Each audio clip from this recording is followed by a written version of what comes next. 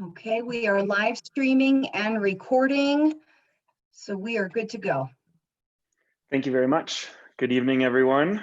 Welcome to the regular meeting of the Silverton Board of Trustees on June 22nd. It's 7:01 p.m. and I'm calling this meeting to order. Kelly, if you could please do the roll call. Trustee Barella, Here. Trustee Harper, Yes. Trustee Weigert, Here. Trustee Lashley, Trustee Bierma, Here. Mayor Pro Tem Barney, Here. Mayor Furman. Here. Administrator Ryder, would you like to lead the Pledge of Allegiance? Yes.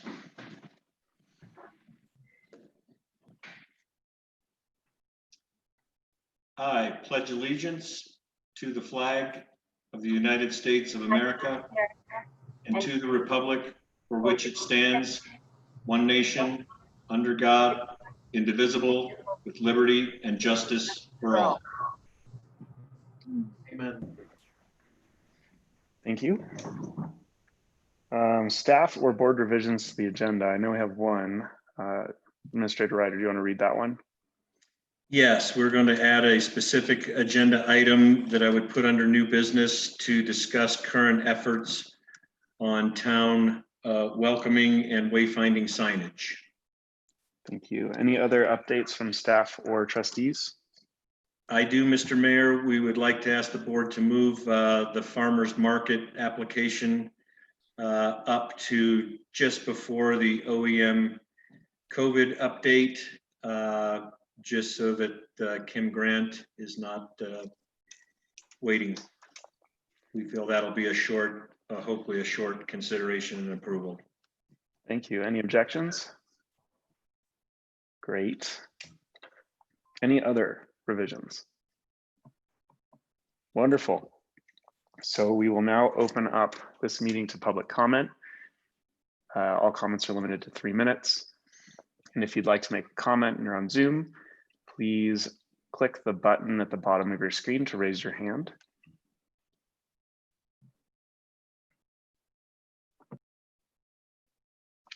I do not see anyone offering public comment.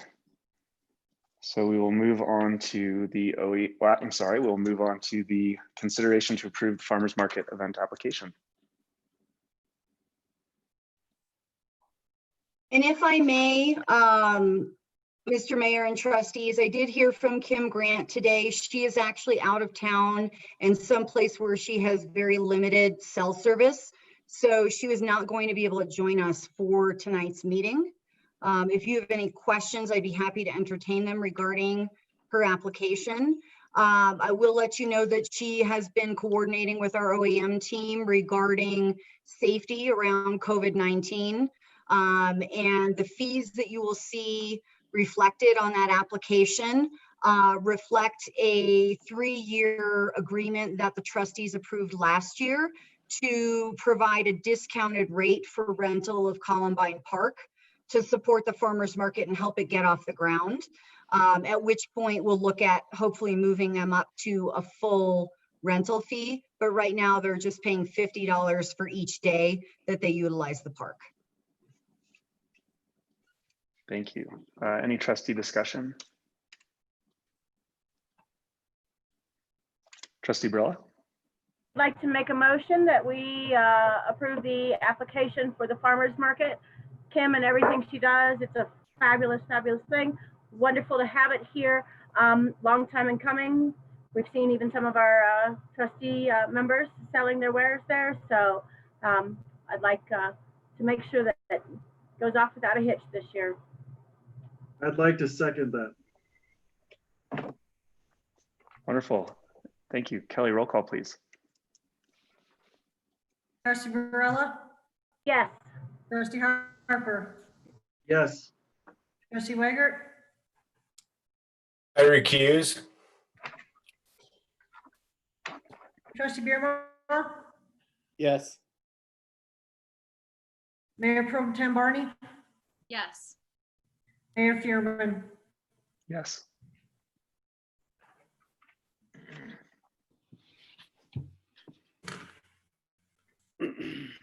Great. So we will move along to the OEM update. Okay, great. Thanks everyone for having our team here tonight. Jim Donovan, Emergency Manager for San Juan County. And Becky Joyce is on here as well, as is Deanne Gallegos. And I believe, just checking, Sheriff Conrad is not able to make it tonight. So we'll start out. I'll just do, we actually have fewer updates than normal, which is good, but I'll just start out with the screen share, and then Becky is going to talk specifically about community cooperation and just how that piece is going. So I hope everybody can see the screen okay. And first thing, actually, I'll just jump out of this, but I'll just go through regional and Colorado data on the COVID, and let's just do that first, and then I'll just get back into the presentation. So first thing I wanted to just show is more of a regional picture. I think we've looked at more Colorado-centric information. This is a website that Johns Hopkins University has been, they implemented this right at the beginning of the pandemic. And I'm just gonna, so everybody has an orientation just to see where San Juan County and Silverton is. And then you can see where we are kind of related to our neighboring states. So we've got New Mexico to the south of us, and you can see that there are significantly more cases down there, and they've definitely been, I'd say, not, the case counts are still climbing, more so in Arizona. Arizona has become a real big concern in the last 2 weeks, as has Utah for a little bit. But for the most part, we are actually sitting really quite well, just as we have been throughout this entire event, as has La Plata County. So we really key in on the La Plata County data. They have not had a huge number increase. And we're still at just the one case that that is recorded for our county.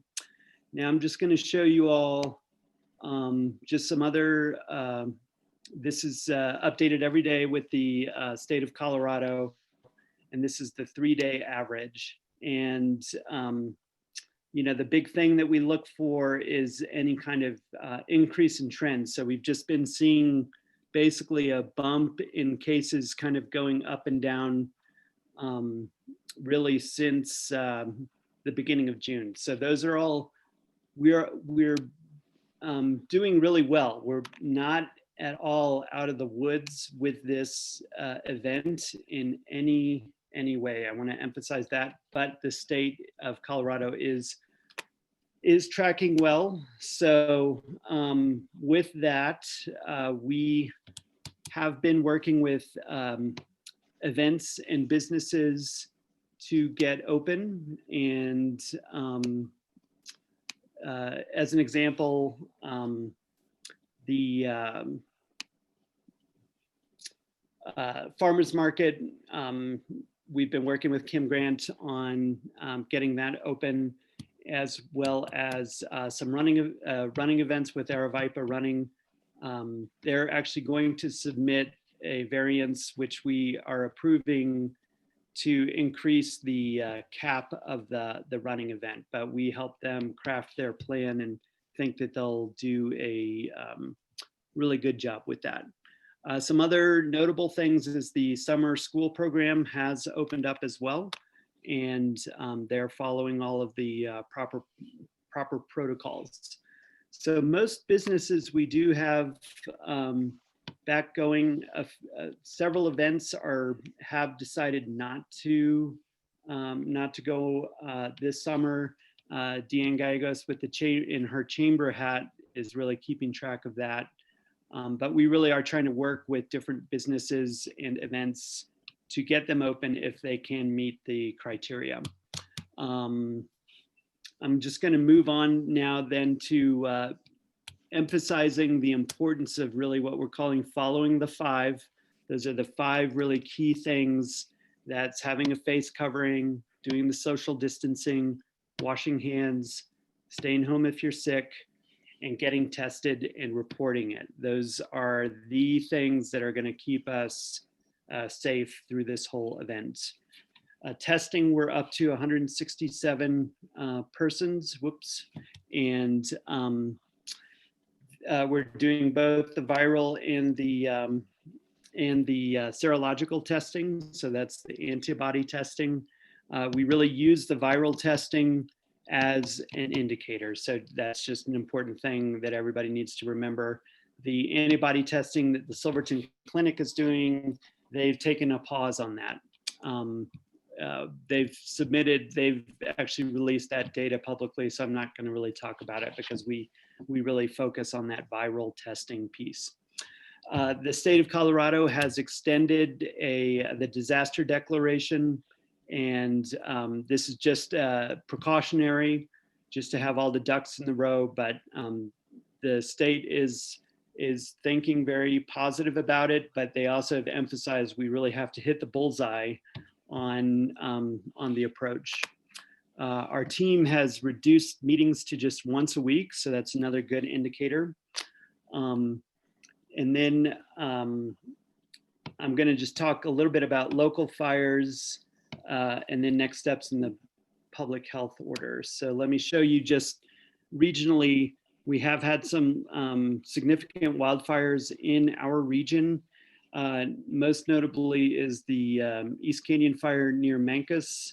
That has gotten under control, but everybody has probably seen on our social media around the region of multiple wildfires. So we've been really keeping the public alert about that, and also red flag warnings. And we're just going to be in this really hot and dry period until the monsoons start, and we're going to have to just have a heightened awareness with it.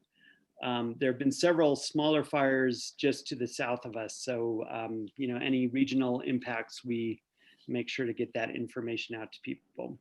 Along with the smoke advisories, last week we had several very smoky days that we got information out. The wildland fire crews have really adapted well to dealing with the COVID-19. It's a very challenging situation, but they're doing all of their briefings socially distanced and remotely. So it's actually been very interesting to be keeping track of that, how they're doing that. Now I'm just going to talk about the basically the steps that the state is going trending towards. So April, we were in the stay at home. Currently, we're still under the safer at home. That's going to go until July 1st. And then we're going to move into the protect our neighbors phase. They've put out draft guidance on that, and they're still getting guidance comment on that. But basically the restrictions are going to be loosened, and we'll just be keeping track of all that. There's changes every day with it, so we really make sure to just keep track on that. And it's just important to note that if things don't trend to the positive, that we'll have to kind of jump back to safer at home. But everything is looking good for moving to protect our neighbors. So when we get into that protect our neighbors phase, that may be where we are for several months until basically we have the vaccine established or a very robust antiviral medication, basically some kind of pharmaceutical intervention. With that, now I will actually, Becky, are you on?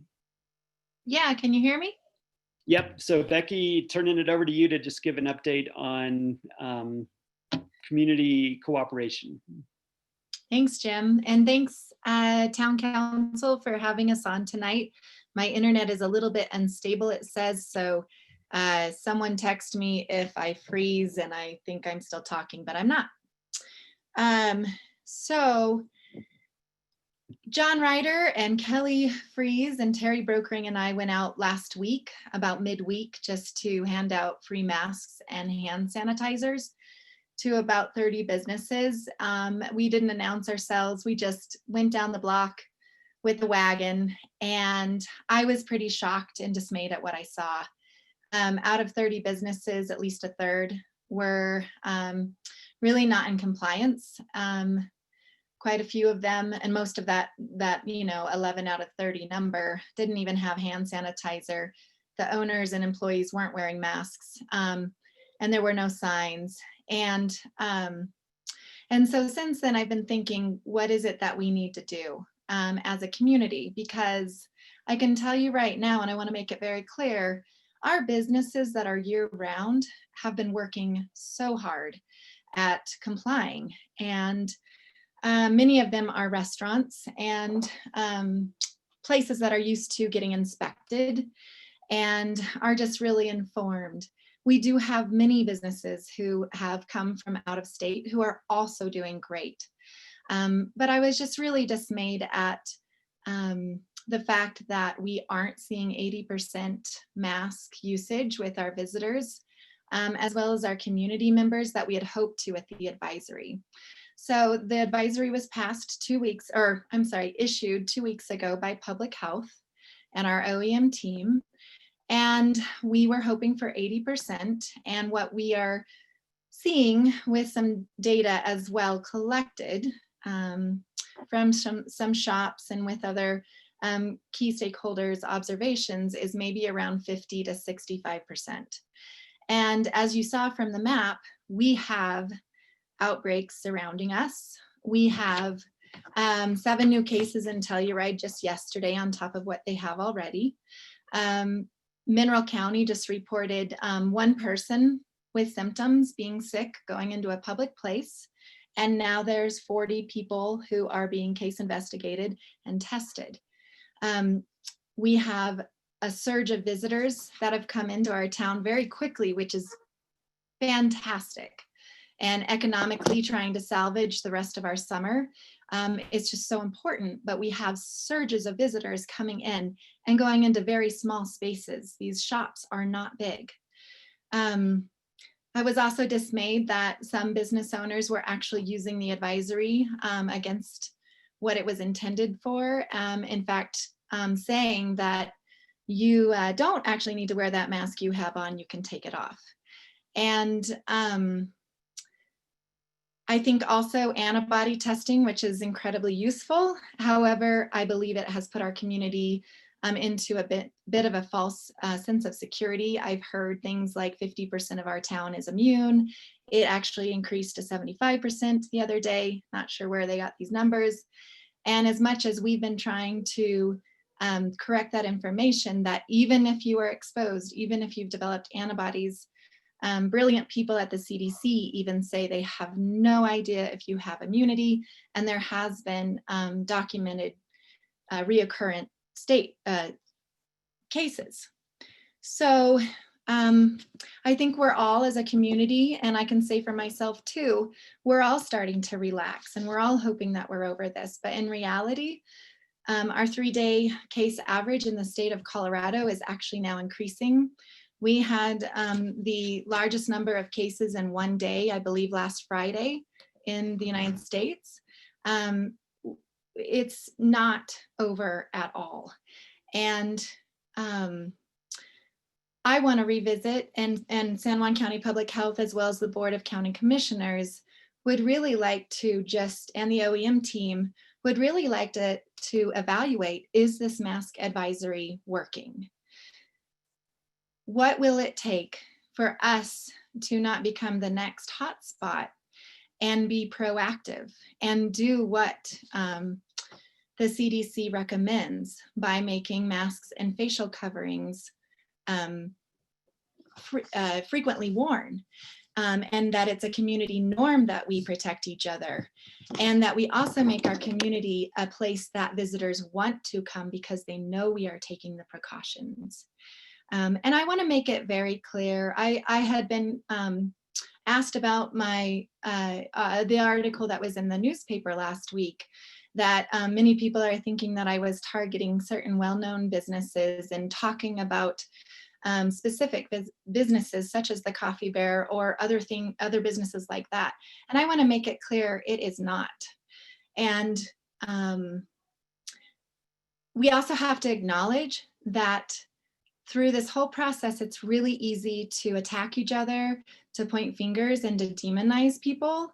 And there are certain reasons that people cannot wear masks. And in the executive governor's order, it actually says that everyone must wear masks who are serving the public unless doing so would inhibit the individual's health, and that other measures to protect health and safety may be done.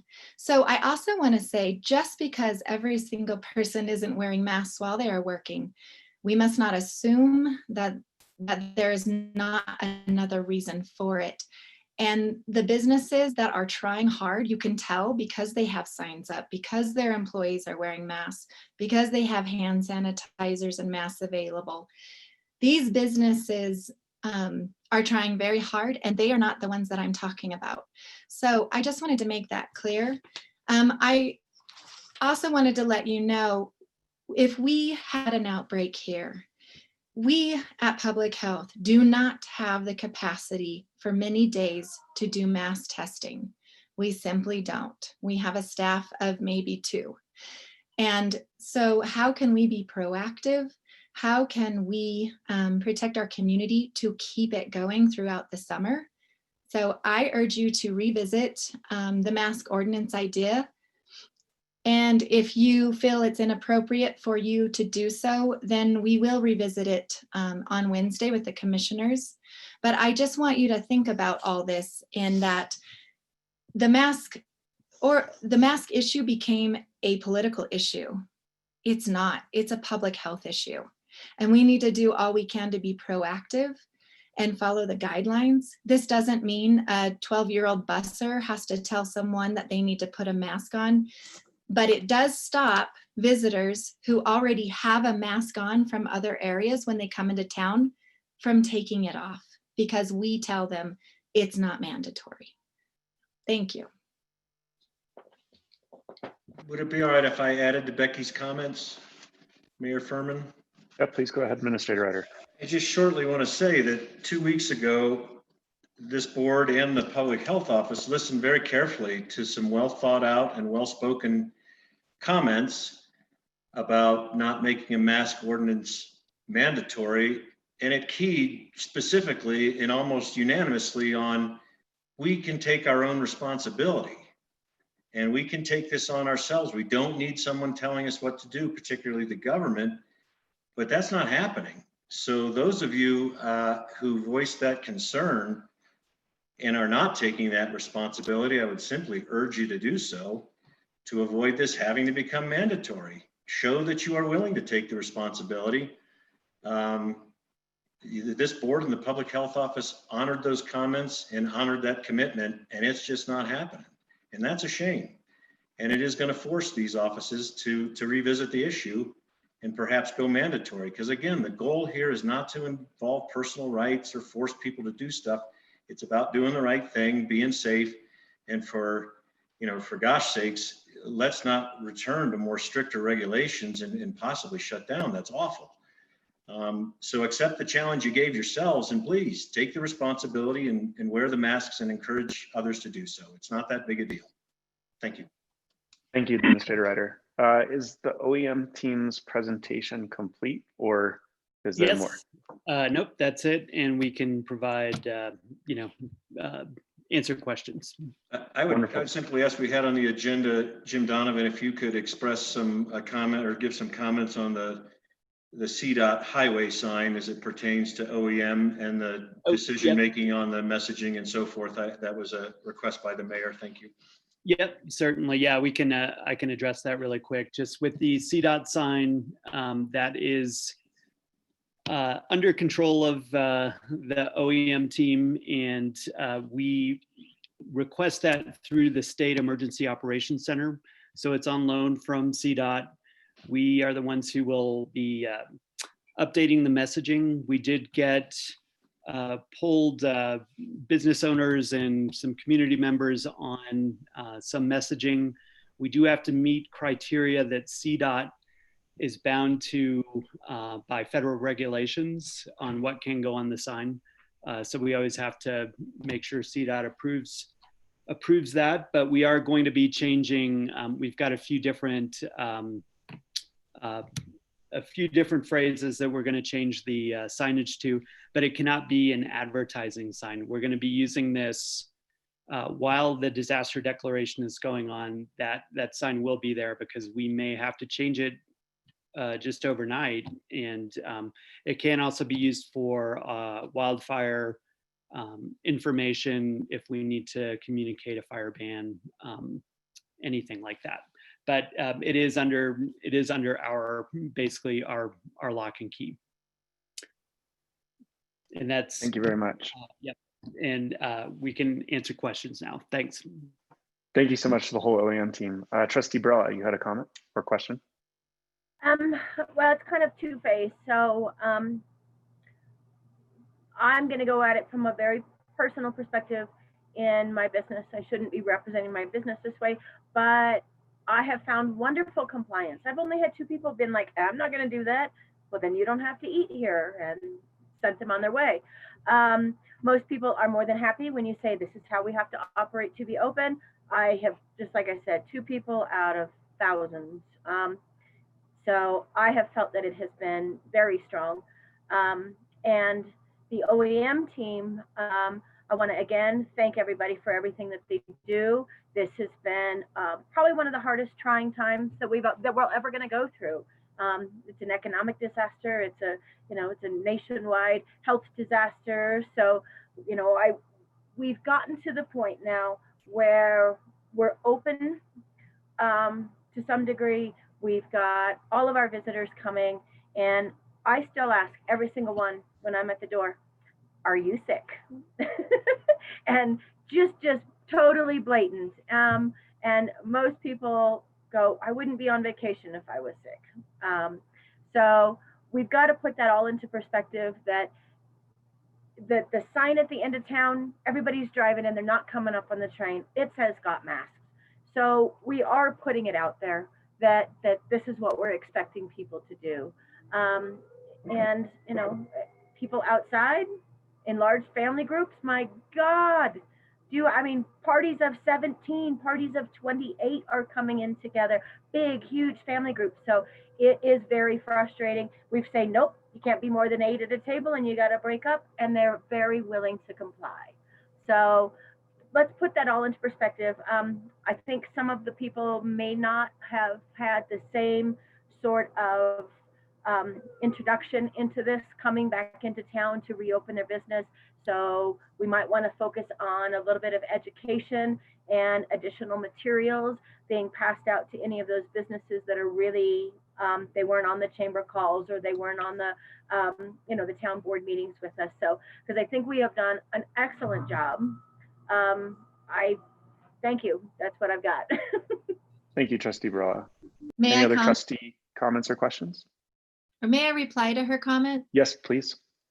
Molly, I have already heard of what a poster child your restaurant is of health and safety. And there's many businesses like yourself that are doing incredible. And I agree with you. Education apparently is that are needed, and we have plans to go around and hand people the signs and tell them that you do need to wear a mask. And I want to focus on that for sure.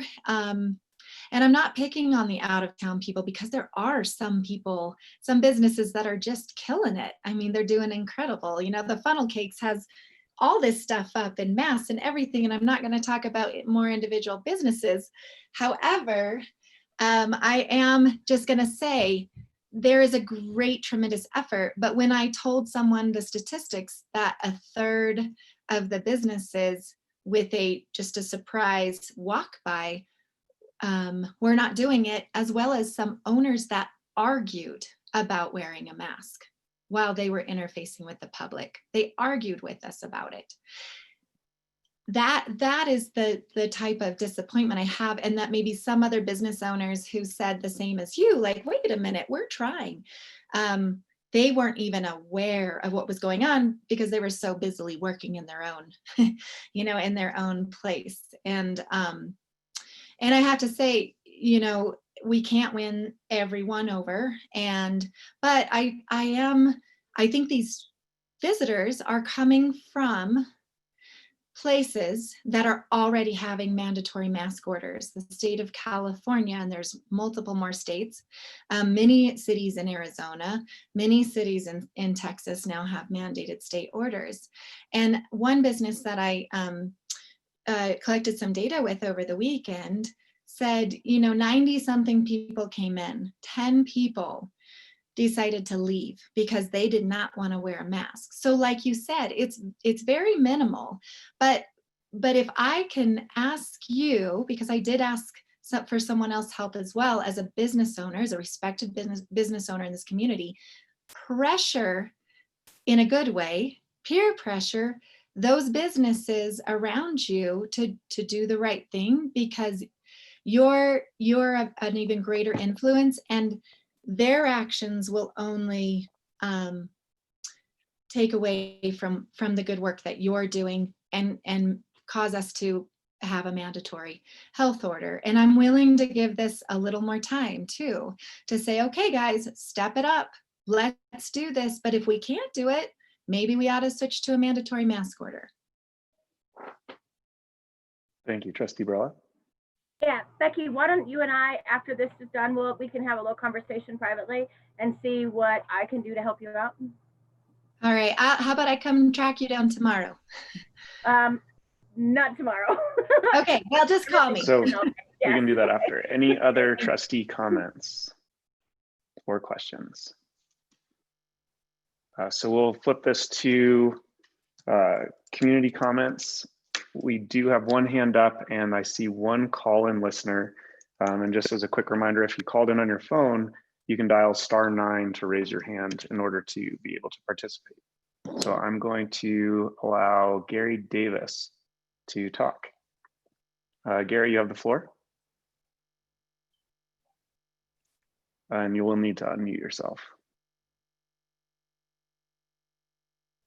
All right, now am I here? Yep, great. All right. I just want to say what Becky did. I am shocked and dismayed as well. I'm not relaxed about this in any way. Actually, I'm a bit wound up. Every day it's a choice. Shall I open my doors one day and give it a try, or shall I just shut the doors because these fools and idiots are just invading my town? You got to realize that any business owner and anybody who is an employee in town is putting themselves at a greater risk for this town to be open than people who are sitting at home doing whatever they're doing, hoping this town is open and collecting sales tax. I can't make people wear a mask, but I can turn them away at the door. It's my place, it's my home, and they're putting me at risk. And they're doing the same at the restaurant for every employee that every one of you guys has. And when they come into town and there's not an order, they instantly think, I don't have to because nobody's going to try and make me. I got to tell you what, Greg and Pam at Adelaide's are not open simply because they do not want to interact with people at all who say, I don't have to. I think the masks are important. And I'm all for enforcing more, of making people do it. I got to tell you, there are days I can't walk from my front door to the corner where Deanne's shop used to be because there's 40 people out there smoking cigarettes in a fire restricted area and no masks involved. I'm putting my life at risk by even trying to walk down the street because they behave that way. Enough for now. More later, guys. Thanks. Jerry, thank you very much for participating this evening. Any other public comments or questions before we move on?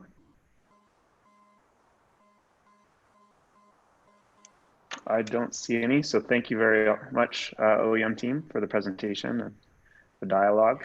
We will now move on to an update from the Blair Street Historical District Association.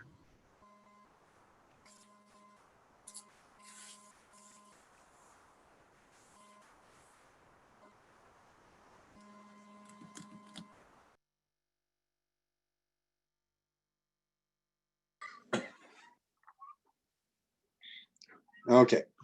I want to thank the mayor, trustees, town administrator, and town staff for the opportunity to speak tonight.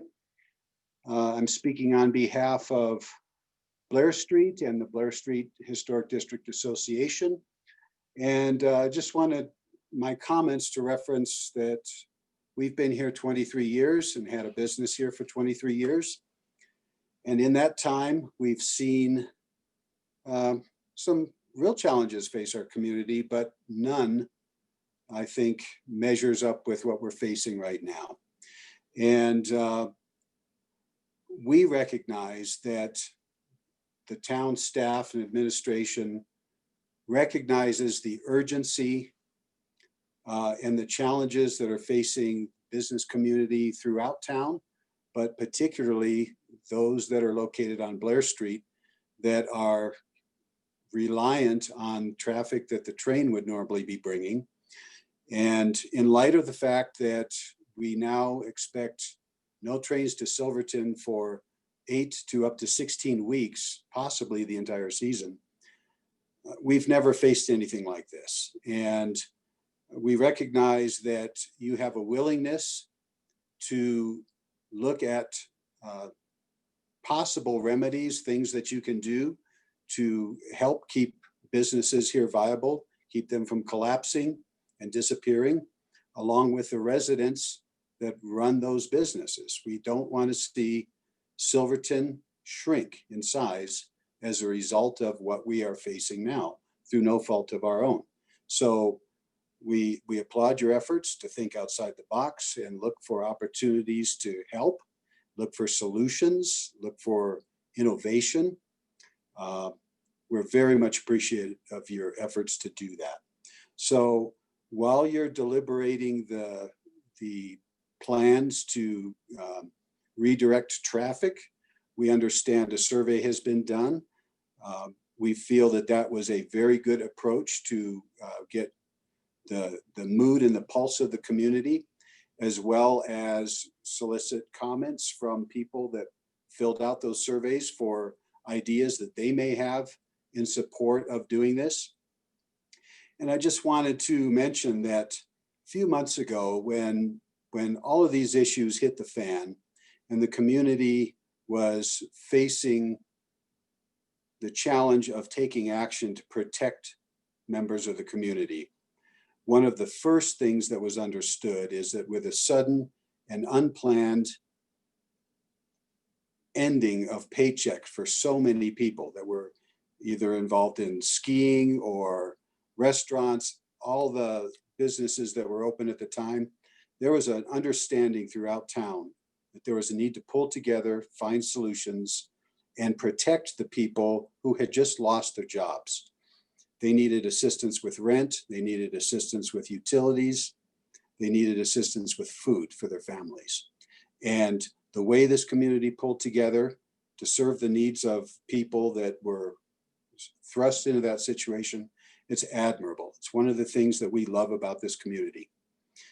Well, what we're facing here now with businesses on Blair Street is an extension of that. And this isn't a binary choice of serving one constituency versus another. It truly is a choice of serving all, with a recognition that certain parts of our business community have an unprecedented challenge that doesn't necessarily affect everybody. But we ask for understanding and thoughtfulness when it comes to crafting solutions and implementing solutions for the good of all. We are a community. We are part of this community. We want to remain part of this community so that as we emerge from this crisis, we have an opportunity to all be here together and begin to grow again. With that, I would just simply say that anybody, whether it's members of the board, whether it's members of town staff, or whether it's members of the community at large, if you have ideas that are geared towards helping this community get through this crisis and preserve the investment and the hard work and efforts that people have made year in and year out, please, we ask you to be part of the solution. Thank you very much. Thank you very much, Bill. I think that was incredibly well put, and we appreciate the update and the statement. And I would just ask to flip that around real quick and say, in the discussions you're having and all the time you've been spending thinking about this, in addition to the Green Street proposal, have you heard of any other ideas that you think are easily actionable that would help support the Blair Street businesses? I can't say that we have ideas for any comprehensive solution that would be, perhaps an alternative to it, but there are quite a few ideas that individually and collectively serve to achieve that goal. So I think there are some that have been identified already. There are others yet to be identified, but they could be added at a later time. I think the thing that we want to send as a message is that there is an absolute urgency to craft a plan and put it in place so that it is working to prevent the failure of businesses, which that is going to be an imminent issue on this street. And the cost of losing a number of businesses and the time that it would take to replace those businesses in coming years, that's too high of a cost for inaction. So we must look at any opportunity we can to protect and provide a safety net for as many businesses as we can in an equitable fashion. So I simply ask for everyone's thoughtfulness and support and willingness to craft solutions during an emergency period. Thank you. Trustees and staff, do you have any comments or questions for Bill? Trustee Lashley. Thank you, Mayor Furman. I've been racking my brain and talking with a lot of folks about what we can do for Blair Street to try and make Blair Street better. And I have a couple ideas. One is just what kind of services can we provide that are kind of essential services to visitors in town that we can easily kind of transition or move to Blair Street. You know, our public bathrooms being open, I think is a good thing to have open over there to help drive people over there. I was wondering if on our signs over for Blair Street that we should encourage parking over on Blair Street. We could just, you know, have a little sign, even though all the parking's free, we could say free parking on Blair Street, and maybe that would drive a little bit more people over to be parking in Blair Street, or just say, you know, more available parking or something over there so that we can kind of encourage people to go that way. In the essential services route, I don't know how great an idea this is, but one service that I did that was brought up was what if we moved our visitor center office kind of temporarily over to Blair Street? Would that help bring some more people over there? Definitely don't have all the solutions, but I hope that, you know, as trustees and as business owners on Blair Street, we can be creative here and try and come up with something to kind of drive business over that way.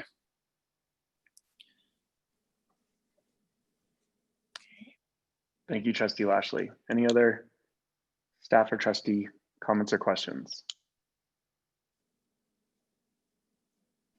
Well, wonderful. I think as we get to well, I guess the question for Administrator Ryder as well, so the trustees would be, should we consider brainstorming these things now, or should we move that to part of the discussion surrounding the Green Street resolution? Because I think the decision on that will likely impact the extent to which we need to brainstorm other alternatives.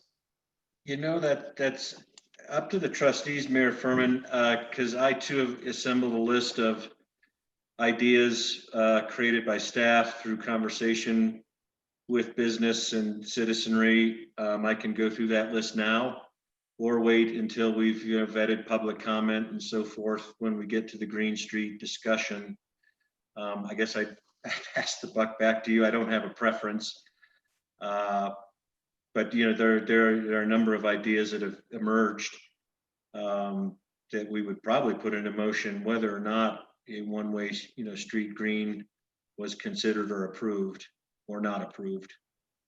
But I'd be happy to do it now if that's appropriate to the board or the desire of the board.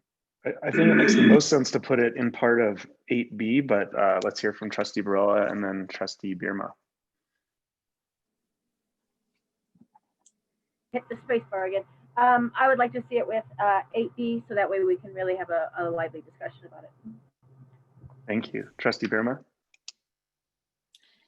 I was just going to say the exact same thing that Trustee Barella said.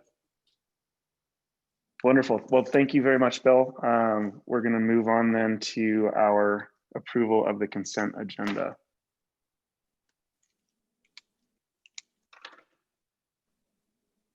Trustee Barella. Just so far, I saw one misspelling. Molly Wright. It's got a W at the front. John Wright's daughter, who wrote the letter. So Kelly caught that one, and it has been corrected. Thank you. Mayor Pro Tem Varney. And just to clarify, Vicky didn't submit a letter that I read. I just shared her comments that she shared with me verbally. We will make that correction. Thank you.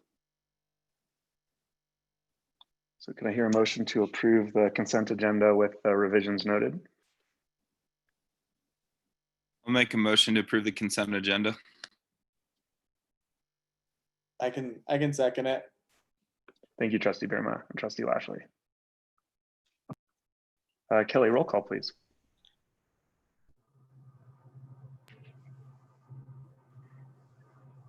Trustee Barella? Yes. Trustee Harper? Yes. Trustee Weigert? Yes. Trustee Bierma? Yes. Trustee Lashley? Yes. Mayor Pro Tem Barney? Yes. Mayor Furman? Yes. Thank you all. We'll move along now to staff reports. I'm curious, before we dive into the substance, what both the staff and the trustees thought about this format, or if there are any comments related to the format. Speaking for the staff, or speaking for myself and hopefully the staff, I think we appreciated the new format.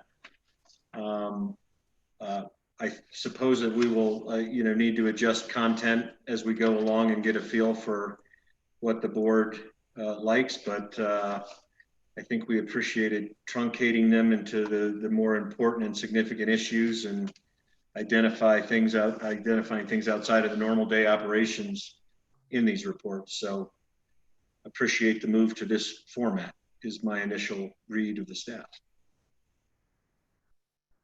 Thank you. I thought that Lisa Adair's report needed a little more context for me to follow along, but in general, I thought it was a really nice format as well. Trustee Lashley. Yeah, I agree. I like the format overall. I still think having some bullet points makes some people's trustee or some reports a little bit more delineated, just to kind of separate those points, because I had a little bit of hard time with some kind of like run on kind of things and separating out in those boxes. But other than that, it all looked great.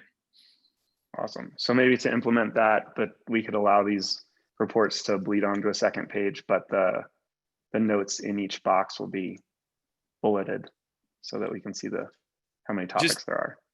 Just even the difference, you know, because sometimes it runs on for like 2 or 3 lines for one point. And then when it transitions into another one, if there's not a bullet point to delineate it, it's kind of a little harder to separate for some reason in the boxy format. Great. I know I saw a hand, but I don't. Mayor Pro Thank Tem you. Barney.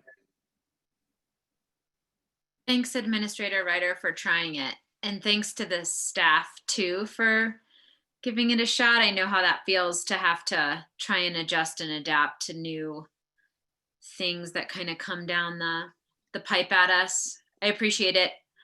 It was just nice for me to read. I thought Todd Bowes was really easy too. He did some bolding.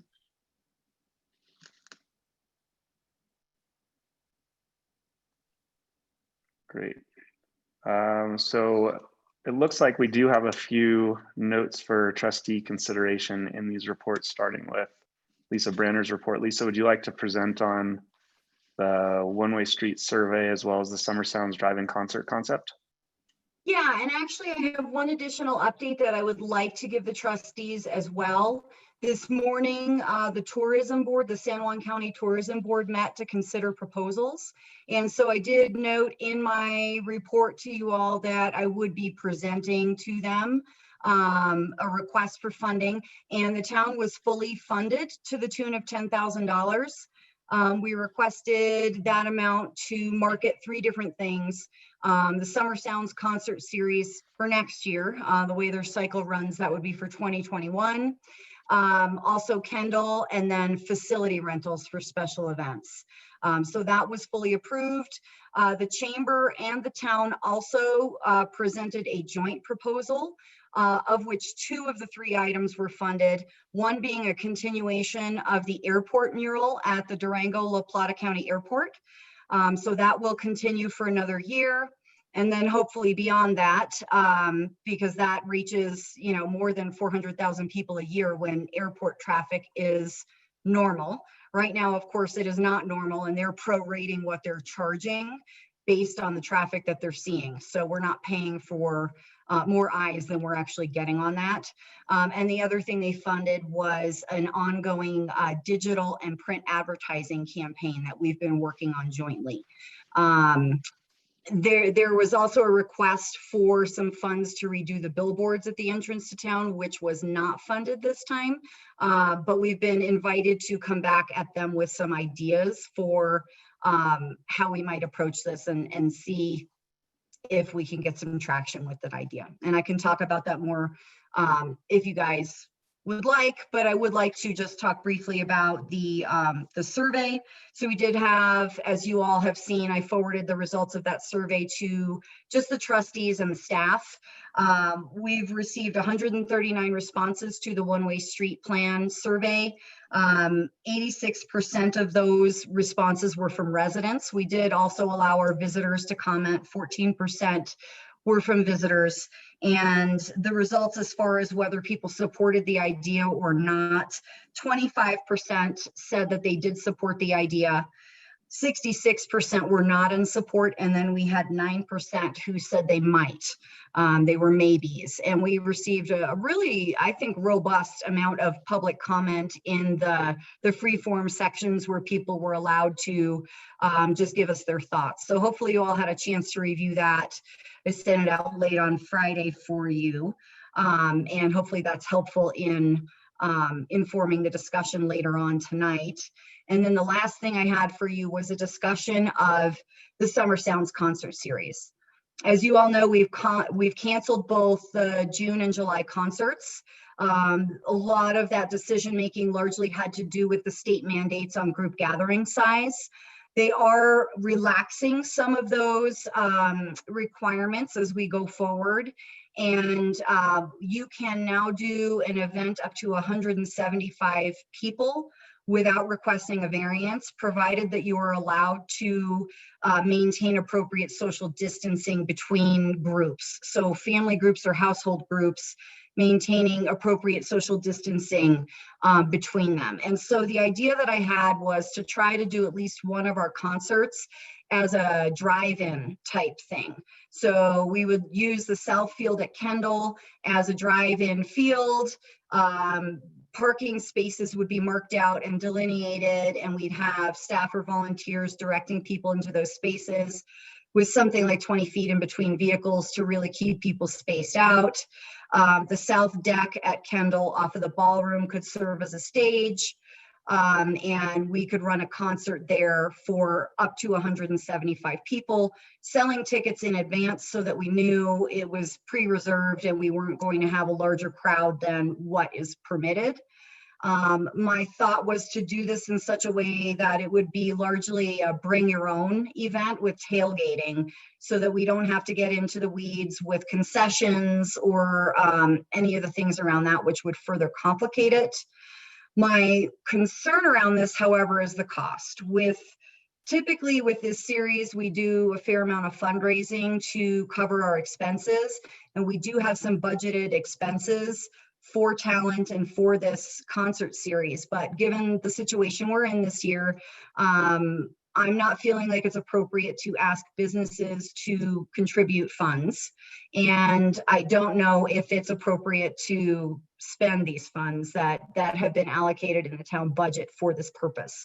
And my estimate of cost for a single concert, bearing in mind that we would most likely need to rent a PA system that is more powerful than the one that we've been able to use in past years at no cost, that's been donated by the Avon, we would be looking at another $2,000 in expense just to get a powerful enough PA, bringing our cost to somewhere in the $5,000 to $6,000 realm to run a single concert.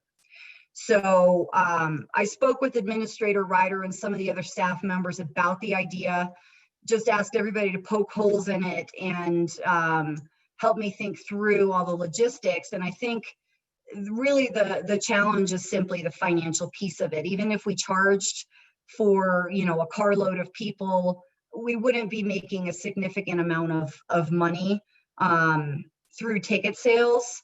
I would propose something like $20 a car. And, if we did something like that with assuming 4 people a car, we could probably, my calculation was something like 43 or 44 cars that could fit in the field. And, we'd be looking at less than $1,000 in revenue. So I'd really like to get some guidance from the trustees on whether we think this is a responsible way to spend money, or if there are other things that would be better suited in this time. And personally, after running those numbers, I feel like there may be other things that we should be spending our money on, but I did want to at least throw that out there and hear your thoughts. I mean, awesome for thinking outside the box, either way. A question that comes to mind for me is, what do you think the safe capacity is for that? And what if vehicles weren't a part of it and you had, little boxes that people could put blankets in and things, but they were still separated? Does that reduce the cost in any way? And how many people might that fit? So the cars, I think, are actually a control mechanism.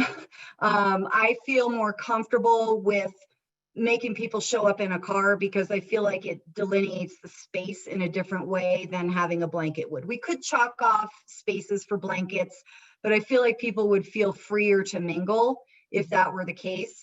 And seeing that we have a limit of 175 people, we could certainly fit that many cars in the field. And we could try it either way, but I think we'd have to have more staff on the ground or more volunteers on the ground monitoring the situation if people were just left to their own devices and didn't have a really an anchor point, Trustee so Harper? to speak. Thank you, Mr. Mayor. Would it be more cost efficient to broadcast the concert over local radio than renting a large speaker system? I have considered that possibility, and while I haven't spoken to our local radio station yet, I do think that is a possibility, and our audio engineer who we used last year certainly would be capable of helping us set something like that up. You'd still be looking at somewhere in the $4,000 to $5,000 range to produce the concert, I think, though, based on costs for talent, costs for the audio engineer. There's music licensing that we need to pay.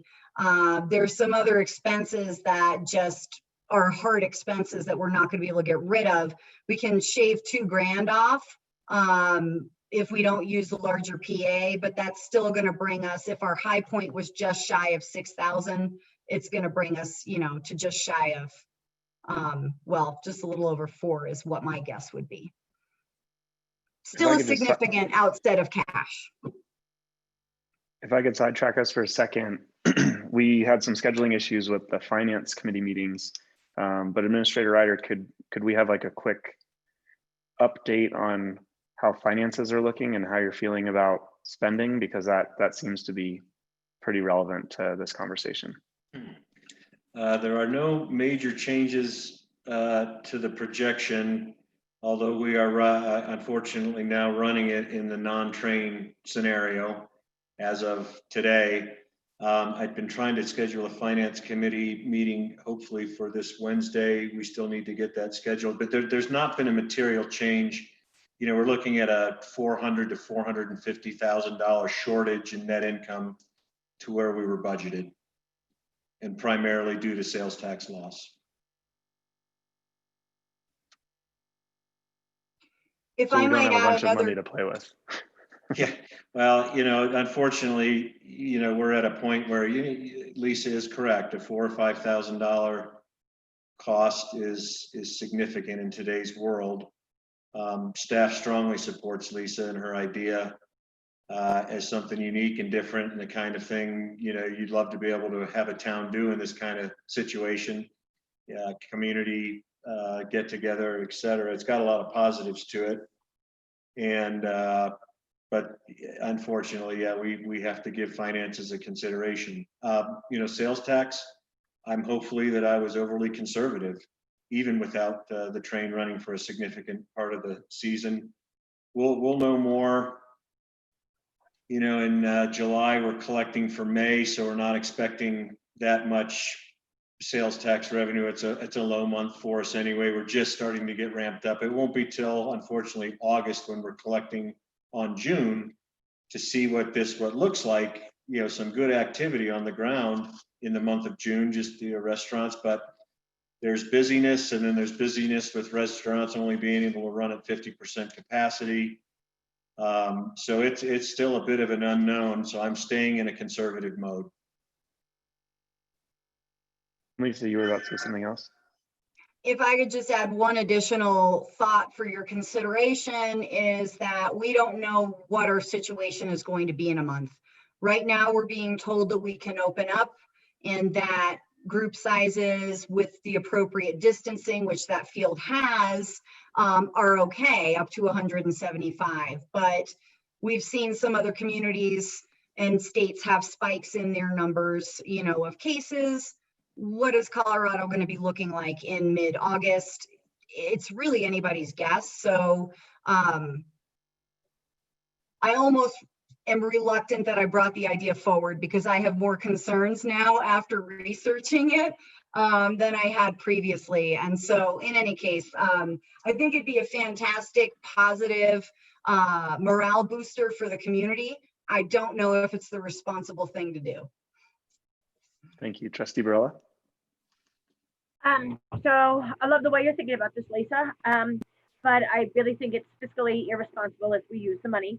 So is there a way that we could maybe get some local talent to donate something, get them on a stage, do maybe the car parking, tailgating idea, but go really, totally local, low cost, keeping off of blankets, because you're right, it would be a big boost to town. But this is exactly the reason why we, with the 4th of July Association, we're like, we can't even take that risk, especially with kids running around everywhere and everything else that goes on with celebrating. And that's with children, there's no alcohol involved, put that into perspective. And they're still gonna touch everything and wanna be there with their friends and see everything. So yeah, if we can kind of, I don't know, reach out to some local musicians and see if we can, I don't know, just do a little mini fundraiser for next year, just to put in the coffers and move forward.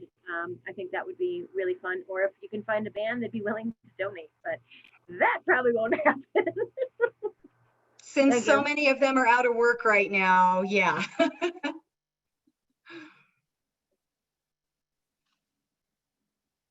Any other thoughts or comments? So it sounds like we're not planning to take action on that at this moment, but maybe Lisa, you can continue to brainstorm on Trustee Barella's idea and see if we can come up with something fun for the community. Yeah, I can research some lower cost options, keeping in mind all of the restrictions that we have as far as what we can and can't do. Thank you for your feedback. I really appreciate it. So moving through staff reports, I saw in Todd Bove's report that with Mullis Lake returning to full capacity, the displaced tables are going to need to be returned. And so I was wondering how that might affect the tables on Green Street and what the plan might be to continue offering outdoor dining. Trustee Barella? I can address that very simply. You have to put the barricade up around your space. That's what Anthony brought to us at the last meeting. And they would become your tables and your chairs, and you would be responsible for them as a business owner if the ordinance passes. So all the picnic tables could definitely go back as of basically like tomorrow if we pass the ordinance this evening. So the town doesn't, yeah, please, Administrator Ryder, sorry. Sorry, that is the way the ordinance that you'll be considering reads, that town will provide barricades now, but it will be the business owner's responsibility to provide their own tables and chairs. And as a silver lining or a bright note, Mullis is incredibly busy. We're having one of the best Junes we've had. It's now open to 100%. And, you know, Todd, if he wants to speak to this specifically, July and August look equally promising. So we'll need the picnic tables back just for Mullis operation.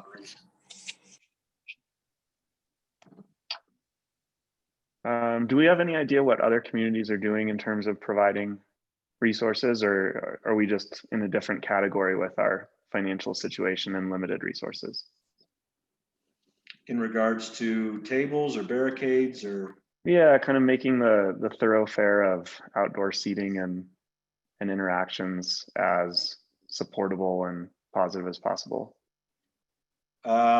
You know, for us, it's just a matter of resources that are unique to our community. The picnic tables, if Mullis was closed, we have them. They don't cost us anything except for to move. But Mullis is very busy, and we told owners from the get-go, if that's what happened, we'd have to take them back. The barricades we have, and again, are at little cost for our staff to provide them and set them up. So relative to financial resources and what towns are backing for us, this is a relatively low to no cost option to be able to offer these business owners. And so we're happy to do it. Thank you. I think Mayor Furman, the bigger question will come up later. What are they doing to their streetscape? Yeah, Durango has changed theirs. Ouray has changed theirs. Telluride has gone pedestrian only for sections. Aspen has. So it's really more a community by community configuration of how they're redoing traditional street traffic configurations that we'll be considering later.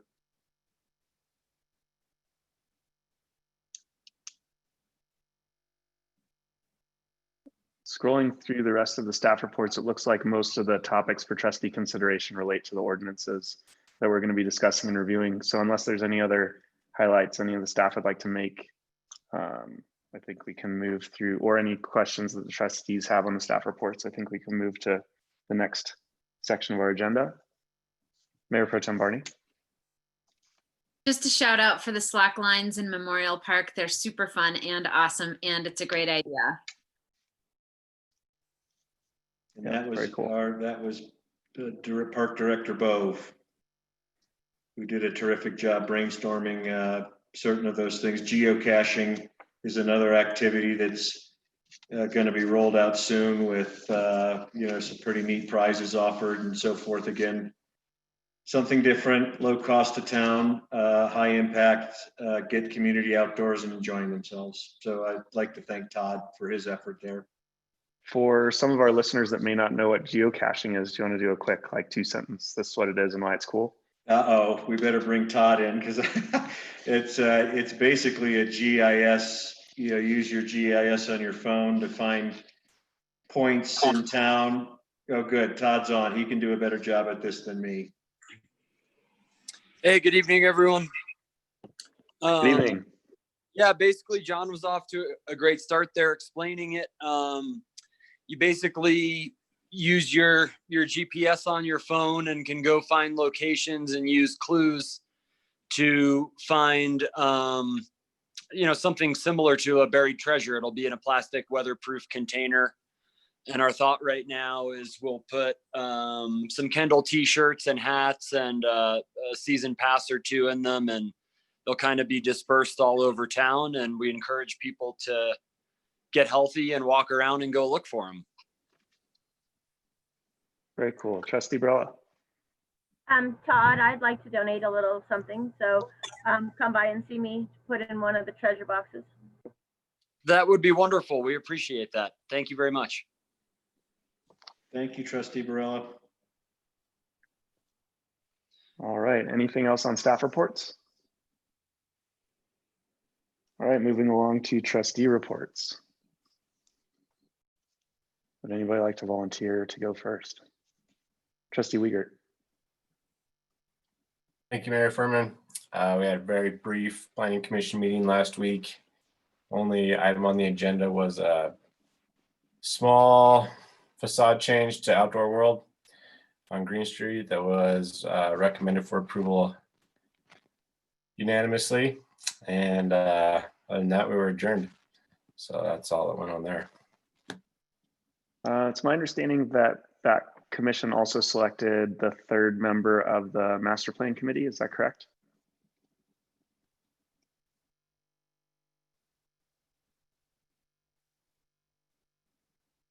I'm not aware of that. Right, I was told informally that Melissa Childs was selected as the third member to represent the planning commission on the master plan committee, but I haven't heard that through any formal source. So I was hoping to confirm that with you guys. Well, So we can double check that with our Chief Commissioner Safransky and we'll get back to you. Perfect. I can report on the Code and Personnel Committee meeting. We had a great meeting with Lisa Adair, John Ryder, Bill McDougall, as well as Trustees Barella and Trustee Harper and myself. The staff has been working diligently to propose an update to the ADU town code provision. The primary issue with the existing ADU ordinance is that nearly every proposal requires a full scope variance review by the Town Board of Adjustments.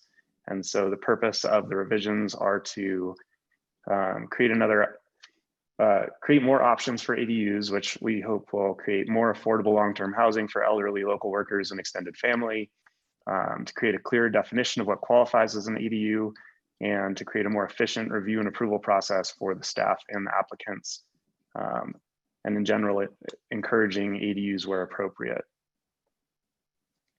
There were comments and feedback on that draft, and so we're still in process there, but ultimately that draft will come before this committee for review and discussion.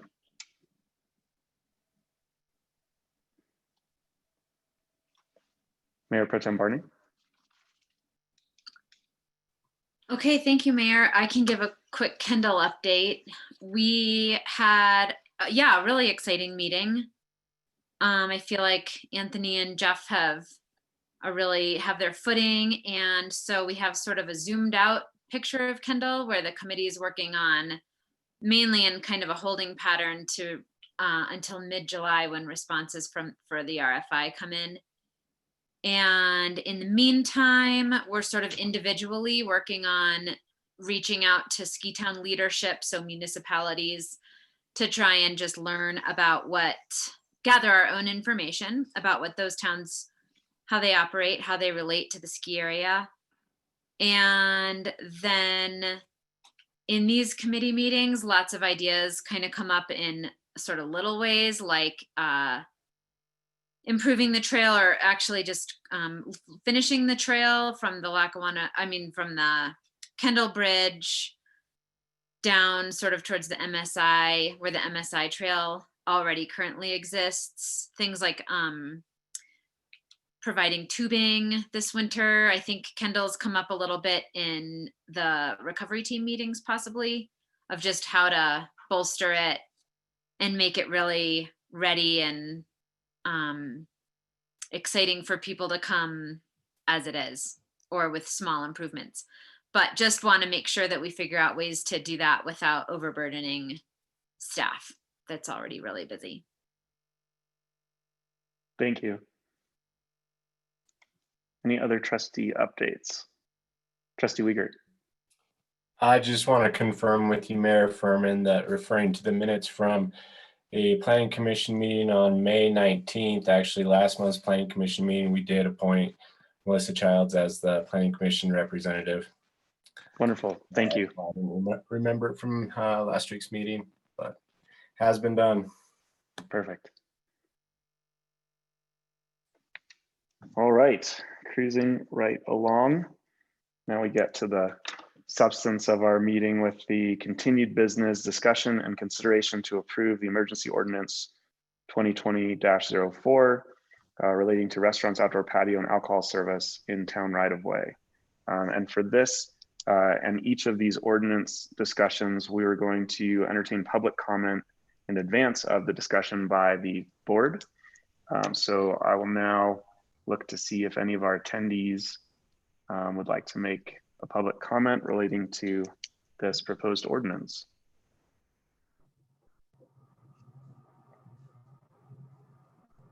I see none, so let's begin the trustee discussion. Trustee Brella. So it's kind of a comment based on this and something else that's been brought to the attention of the board by way of email today. So currently, right now, the Liquor Enforcement Division allows all restaurants who have alcohol licenses to make to-go drinks, which means they've got to be in a vessel that's sealed. There's a sticker that goes over the surface. You tape it on and seal up the beverage. So that is allowable right now to cross out of a threshold of any existing restaurant business with a liquor license. So I just want to make that clear that although we are utilizing the space directly in front of businesses, this is for to-go drinks, and the ordinance is going to address this for the future. This practice is available for every restaurateur. Just to make that clear, it's not specialized to breweries, to Austin and myself. It is available for every restaurateur. Thank you. Thank you. I suppose if Attorney Koznick's here, I'd just like to ask a quick clarification question so that we don't go into any gray area, because some community members did mention this to us directly, which is we've got 4 Green Street business owners on this board. 3 of us have liquor licenses, and I'm curious to what extent you would recommend any of us recusing ourselves from this discussion and decision. So what, 4 of us have liquor licenses, I believe, actually. So sure. So what you're going to be considering tonight is a policy decision for the overall best interests of the town. Each one of the council members on the board that have liquor licenses need to make a determination on whether you can impartially make a determination on what you're considering tonight. There's no direct necessarily financial interest that I know of that any of the trustees has in this policy action that you'll be taking. So it's more of an individual determination on, can you impartially make a determination in the best interest of the town? Thank you. In which case, we'll leave it up to each person to choose whether or not to recuse yourself from this decision and discussion. Trustee Brilla. So just to make everybody aware, if you do choose to recuse from the vote, you are allowed to participate and have your voice heard during discussion. That's never been taken away from you if it's a topic that you believe wholeheartedly in. Attorney Koznick, can we just confirm that in all cases or any clarification needed there? The one clarification that I add, that's correct, but this again is a policy decision. If this was some kind of individual application or something else that you were considering, then it would be different. But this is, again, policy legislative action that you guys are considering tonight. So that is correct. Thank you. And thank you, Trustee Brilla. With that, why don't we start with a general discussion of the extent to which this board is in favor of the ordinance, and then if we determine that the board is generally in favor of the ordinance, we can get into specific questions about the wording and scope of the ordinance. So would anyone like to volunteer briefly a for or against discussion of the general idea? Trustee Burma? Yeah, I can say I'm for the general idea and definitely open to discussing the finer points. Mayor Pro Tem Barney? Okay, I'm generally in favor of the idea, and I am interested in, because there are so many trustees who this really affects more than the teachers on the board, to just hear multiple perspectives on the issue, so that even if it isn't your own perspective, if you've heard it, it will help me to know what it is in case I haven't heard it. Thank you. Trustee Harper? Mr. Mayor, thank you so much. I am all for this 100%, regardless of trustees. This is what is best for our town, what is best for our community, and what is going to help us through this difficult time.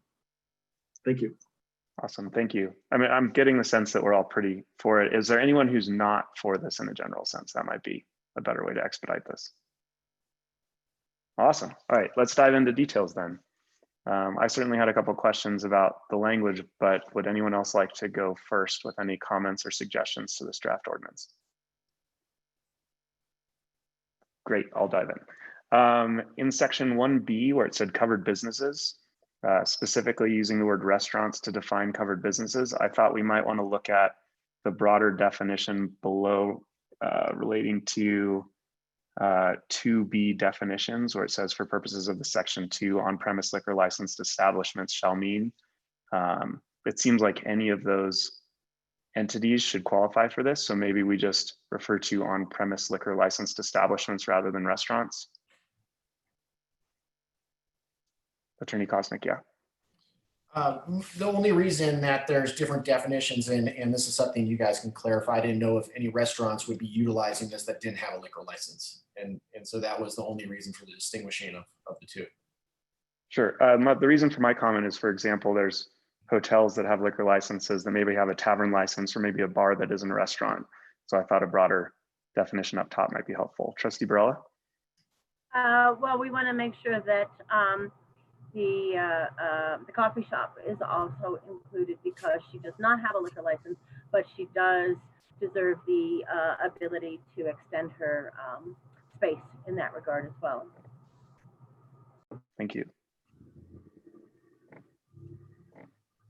And then I also had a question about the Avon, the hostel, other businesses on Blair that may not fall within the specific scope of restaurant.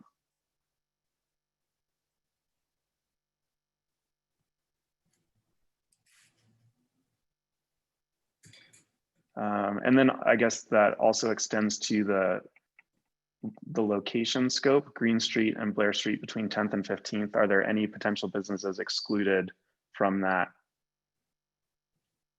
kind of map square? To make sure we don't miss anybody.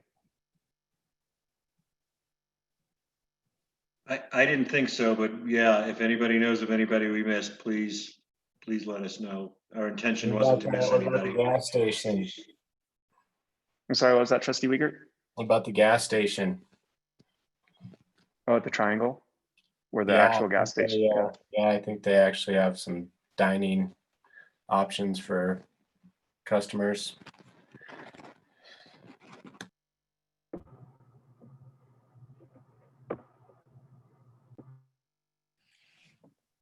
In that regard, the grocery store as well. Oh, sure. Trustee Barella? Say that one again. What was that last? With the gas station, I think at the Triangle. Yeah, I think they've got a Hunt Brothers and the grocery store as well has sandwiches and other food for folks as well. Trustee Barella?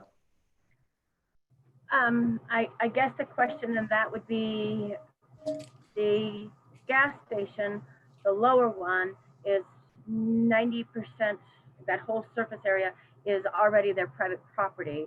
Because this actually addresses it, extending it into the public thoroughfare right of way, which is owned by the town of Silverton. I could see the Triangle having a little bit more with their convenience store. And then I wasn't aware that Darlene actually had actual like seating for, I know she has the takeout sandwiches, but I guess I've always seen the little tables outside, but I don't think I've ever seen them used on her deck for anything other than just people kind of chilling. So inform me if I'm wrong. Thank you. Trustee Lashley?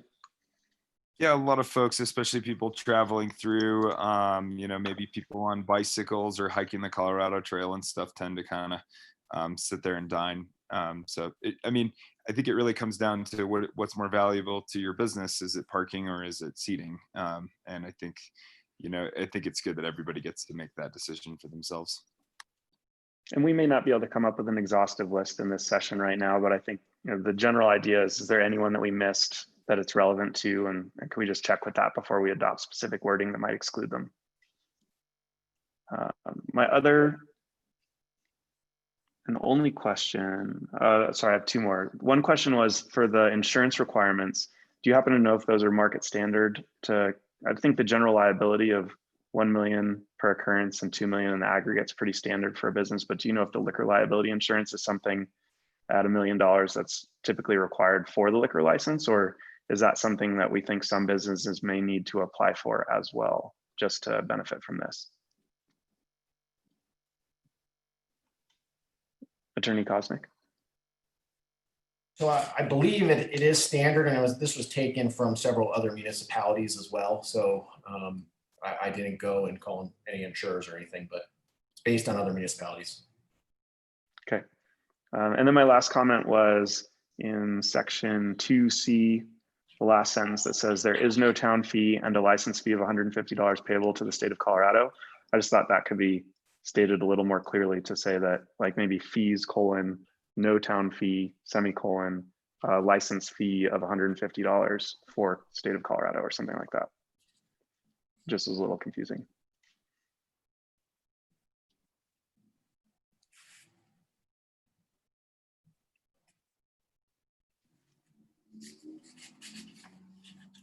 Any other comments or questions?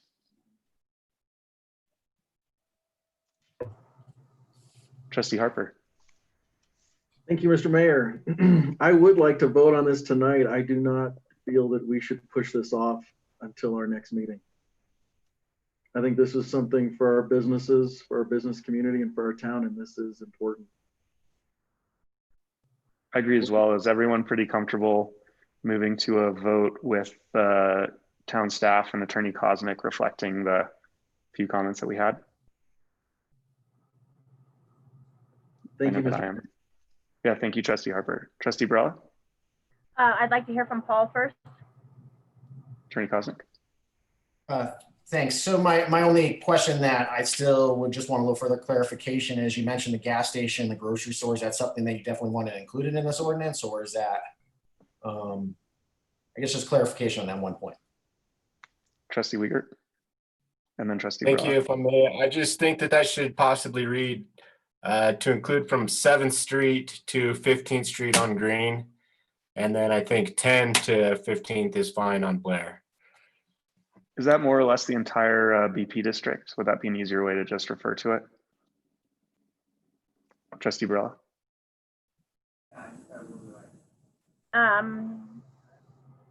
Do we want to just quickly reach out to these individuals, if at all possible, to get some feedback from them to see if they're even interested in moving forward with something like that? I mean, how hard is it for one of us to really create a quick message to find out? Anthony? I think that would be fine. I'm a little concerned. I think the comment earlier about restaurants to expand it to liquor license holders is probably, you can cover everybody who would want to potentially use this. There is a nuance to this, and sorry, I don't have my book in front of me right now, but it's that, remember that there are businesses that can serve alcohol so people can drink it on premises. And then there's businesses that are selling alcohol for people to leave. And I think that's the nuance there. I mean, we could include them.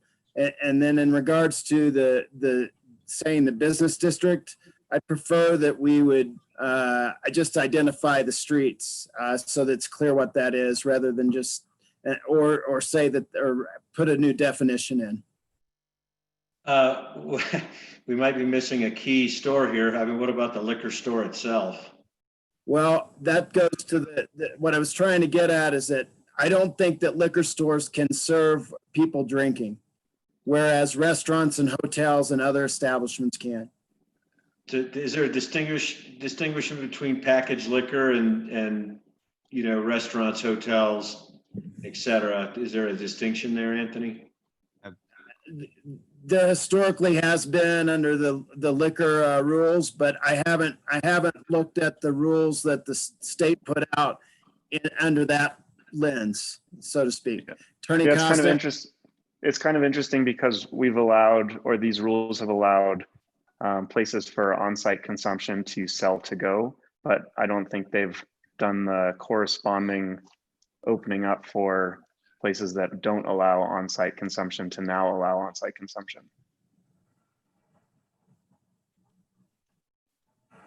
Just to provide a little clarification too. So section 1, that's just the use of the town streets. So that's including, businesses, and we originally have restaurants, and then there's the suggestion also to add on-premises liquor licenses as defined in 2B there. And so I don't think that would cover then like a liquor store. I don't think that, and Anthony might have, Judge Edwards might have a better thought on that. But if we just say restaurants and on-premises liquor license as defined in 2B, that will just allow for those types of businesses to use the street. And then that section 2 is just relating specifically to liquor licenses. So then those businesses that come into apply can, if they're an on-premise liquor license establishment, they can then use the town's right-of-ways. So it's two different issues too. So I think if you just clarify restaurants and on-premises liquor licenses as defined in 2B there, then I think you'll cover anybody that can already serve and then move it outside onto, a patio or whatever that they're using in the right-of-way. Works for me. Anybody else? Would someone like to make a motion?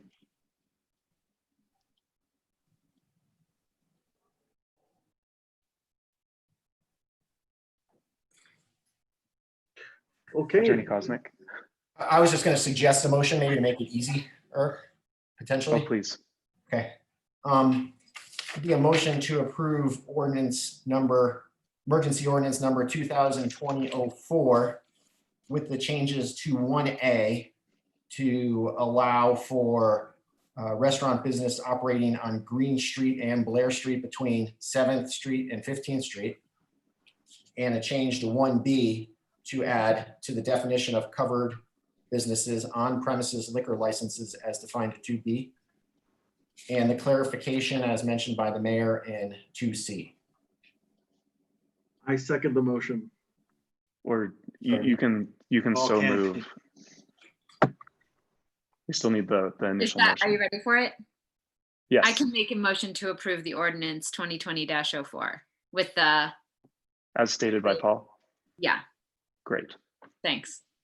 You got it. And Trustee Harper? I second the motion. Paul, can you clarify what was the mayor's change again? Or In the Mayor, mayor, what was your you might change? want to repeat it, but as in 2C, there's a semicolon and to add clarification that it's just a better structured sentence, I guess, that there's no town fee and a license fee of Oh, $150. got that. payable Okay. to the state. Yep, thank you.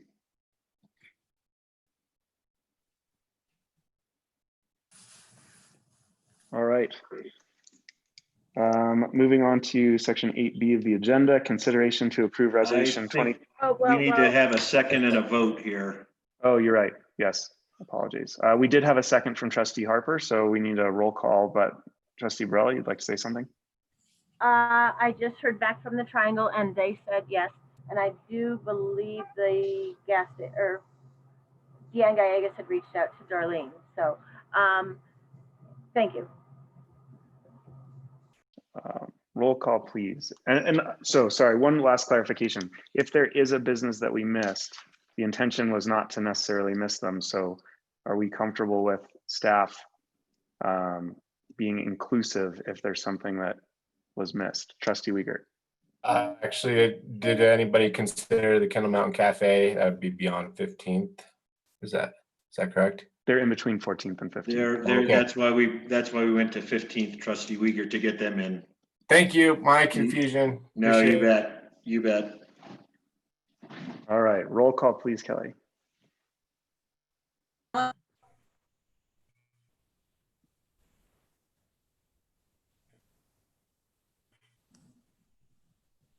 Trustee Barella, Recuse? trustee Harper, Yes. trustee Wager, Yes. trustee Beerball, Yes. trustee Lashley, Yes. Mayor Pro Tem, Yes. Mayor Furman. Yes. Thank you very much. So Mayor, can I just speak for a moment? Yes, So, please. So at this point, as of tomorrow morning, people will be able to apply. We won't have a formal application at the crack of dawn, but I will do my best over the next week to be at town hall as much as possible so we can push these through. You're just going to have to work with me because I have 4 other things going on, but I'm going to do my best to be there twice a day, at least to work on these. Or is there any question about applying at this point? If I could ask for a point of clarification too, in 1G, it gives the town administrator, some flexibility to implement some of these rules and regulations. We had mentioned before, Blair Street doesn't have a clean parking area, curb, gutter, sidewalk necessarily along 10th to 14th. We've already had one special request, from the Eureka to potentially use part of Columbine Park that instead of out front of their business, concerns about drainage and mud and all that. I just maybe if you could give me a quick sense of my scope of flexibility to make some of these things work, because we may need to get a little creative on Blair to make it, work given their physical configurations. Trustee Lashley. Yeah, thank you, Mayor Furman. I personally don't see any problem with that. We've utilized that area for serving alcohol in the park for the summer sounds.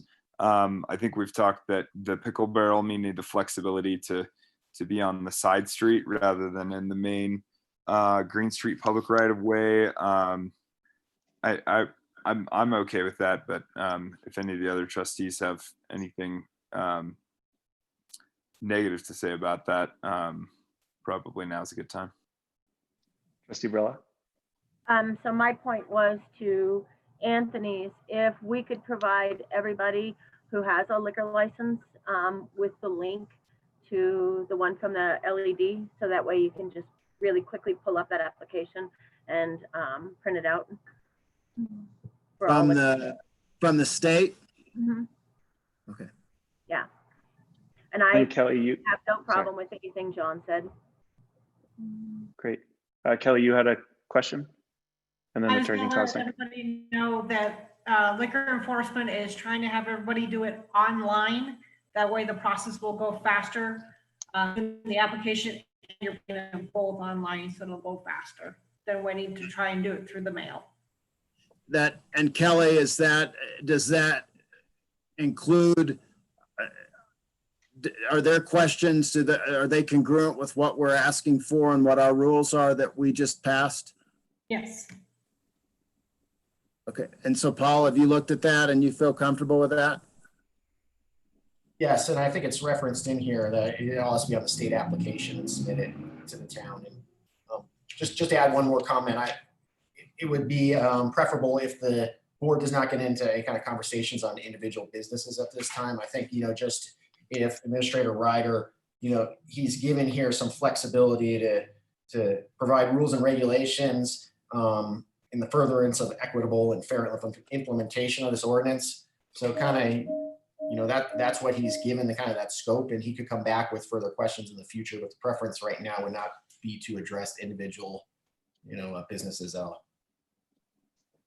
So go ahead. Trustee Brella, that was a thumbs up. Cool. Everything's good with me as well. So I just want to ask, what is, if I go away for 3 months, I don't need to sign anything, or do I? The liquor licensing authority, does have to make local approval on these applications. So it's you and the state. And does that have to happen before they apply to the state, or does that come to me after they've applied to the state? I believe it's simultaneous, but maybe Kelly knows better than I. No, that's fine. I just don't want to hold anybody up. That's what I'm trying to clarify. We'll figure that out, but I'll be available tomorrow. Great. Administrator Ryder, any further clarification or direction needed? No, thank you, Mr. Mayor. All right. Moving on then to section 8B, consideration to approve resolution 2020-06 regarding the temporary conversion of Green Street to one-way traffic. And again, public comment will be entertained prior to trustee discussion. So at this time, if any of our listeners would like to comment, if you're on the phone, press *9, or if you're on Zoom, please click the raise hand button.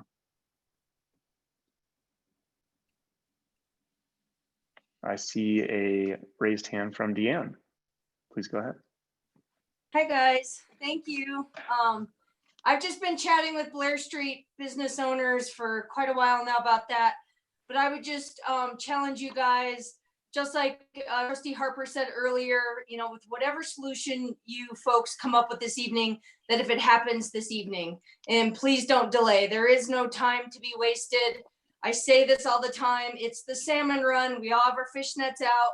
We got to give everyone the best opportunity. Next week is July, which is shocking. And, I took a survey of the backcountry this weekend and we are packed. South Mineral was packed. They were camping all the way up to Bandora. I went out into Deer Park. They're camping all the way out there. So folks are here. They're in town. I had an awesome dinner tonight at Avalanche and it was standing room only. Austin was jamming in there. So folks are here. We can make the most out of this summer, but please, whatever you guys decide, just please do something for our other business owners this evening. And there is no time to waste. Thank you. I did see a hand go up and then back down on the attendees list. There it is again. So Gary Davis, the floor is yours.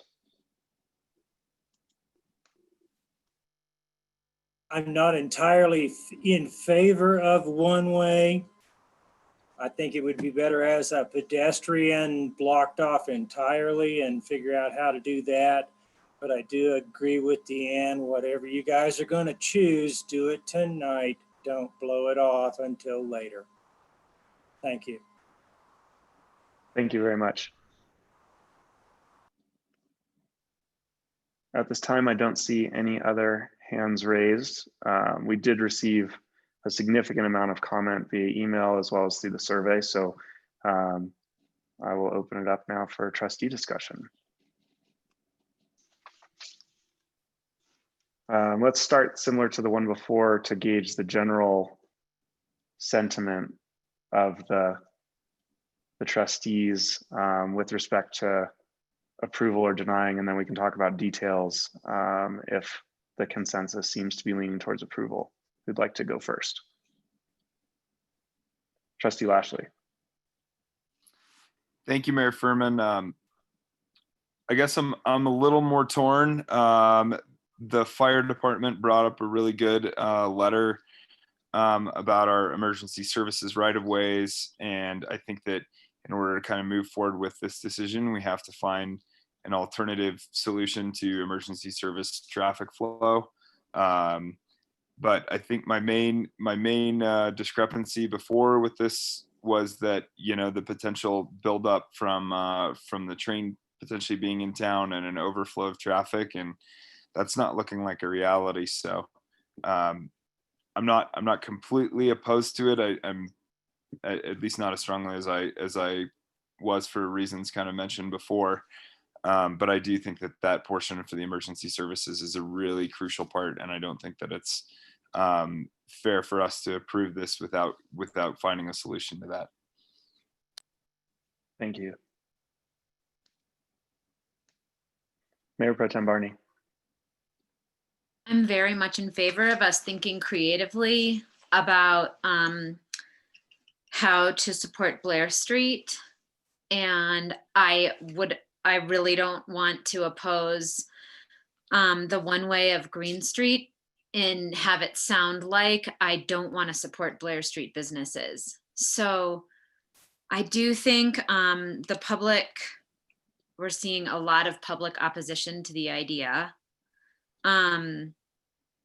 I think that potentially, and the letter from the fire department is important to me as well for emergency services, and then just sort of general potential confusion. I think we also have the issue of the paved street versus the unpaved street for a variety of kinds of vehicles to travel down, like what Austin said Trustee Lashley said last meeting.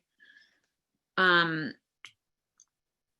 I'm really open to being a creative thinker and trying to be really creative about how we support Blair Street. So I don't want to oppose Green Street one way and have it sound like I don't want to encourage what we can for Blair Street. Thank you. Trustee Bierma. I'm right there with Mayor Pro Tem Barney. I wholeheartedly want to support the businesses over on Blair, and I'm not sure that the one-way traffic is going to accomplish what we're looking for. And you know, I want to entertain all the creative ideas that we do have, but I would say as of where I stand right now, I'd say I'm leaning towards no on the one-way traffic, but I'm definitely, you know, want to help those businesses and be open to those creative ideas because it's going to take some outside the box thinking. Thank you. Trustees Wiegert, Harper, or Barella.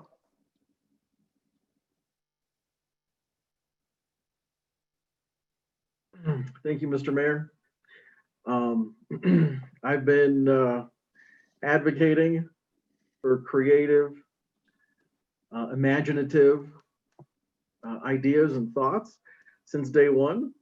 I truly believe that high tides raise all ships, and I voted for this originally, but after reading the letters and truly seeing the overwhelming opinion against this, let's just be honest and call it what it is. And thanks to Lisa Branner for the opinion poll. I think the people have spoken. I think the folks have spoken, and I think we have to do what's right and what they want. Thank you, sir. Thank you. Trustee Varela? I was definitely in favor of this as well. I do believe that we are not here to be Green Street or Blair Street administrators, or trustees. We are here to be Silverton trustees. So we have to put the whole entire town into perspective. But the constituents have spoken, and they've spoken very loudly. And when they come at you and you're working, you put yourself in this office, you've got to listen. So I was very much in favor of trying this. This is the perfect time since we don't have the train coming in. But I think the public overwhelmingly doesn't want this. So what can we do? Do we need to bring back Bill Walco? Do we need to, see what staff has been working on for some alternative other ways to go about this? Because we need to really, really encompass all of our businesses. They are crucial businesses there to have. If they are not there next year, we just hurt ourselves once again with this. It wasn't our fault, nobody asked for this, but we've got to figure out how to make sure we keep those businesses afloat on Blair Street, because they are crucial to us on any given day. Thank you. Thank you. Trustee Wiegert, anything to add? Thank you, Mr. Mayor. I think the comments that we've heard from the other trustees have been quite adequate. I would say personally, for me, not a business owner, I wholeheartedly support this. I think it would be exciting, new, and interesting. Based on a lot of comments that we saw, I felt very disheartened. It seemed to me a total disintegration of our community. For me, mostly what I heard is, as long as I get mine, then to hell with you, and you got to figure it out, which I think is just so sad for our community, because we are so small and we are so tight. We all really need to work together, especially in these trying times. And it may take a little sacrifice from one person or another, but that's what it takes to strengthen us. So personally, I was sad to see those comments, but I represent the community and the voters here. And so I would be a no vote on this. Thank you. So it sounds like without any strong champions for, perhaps we should refocus this discussion on what we can do for Blair, that are some variation of this or something different. My biggest concern with this has been the statement that it's an experiment. So I'm wondering if we can, if we do have 5K somewhat earmarked for this, or maybe a little more, had we voted yes on this, is there something else we could allocate that $5,000 to that could be a slam dunk? And I think it's important to look at both the short term and the long term. To that end, I'd love to hear some of the ideas that the staff brainstorm for the short term, and then perhaps we can also have a quick discussion about some longer term ideas as well that could benefit all of the businesses, as well as maybe a focus on Blair Street. So Administrator Ryder, would you like to run through some of the thoughts that you guys have generated?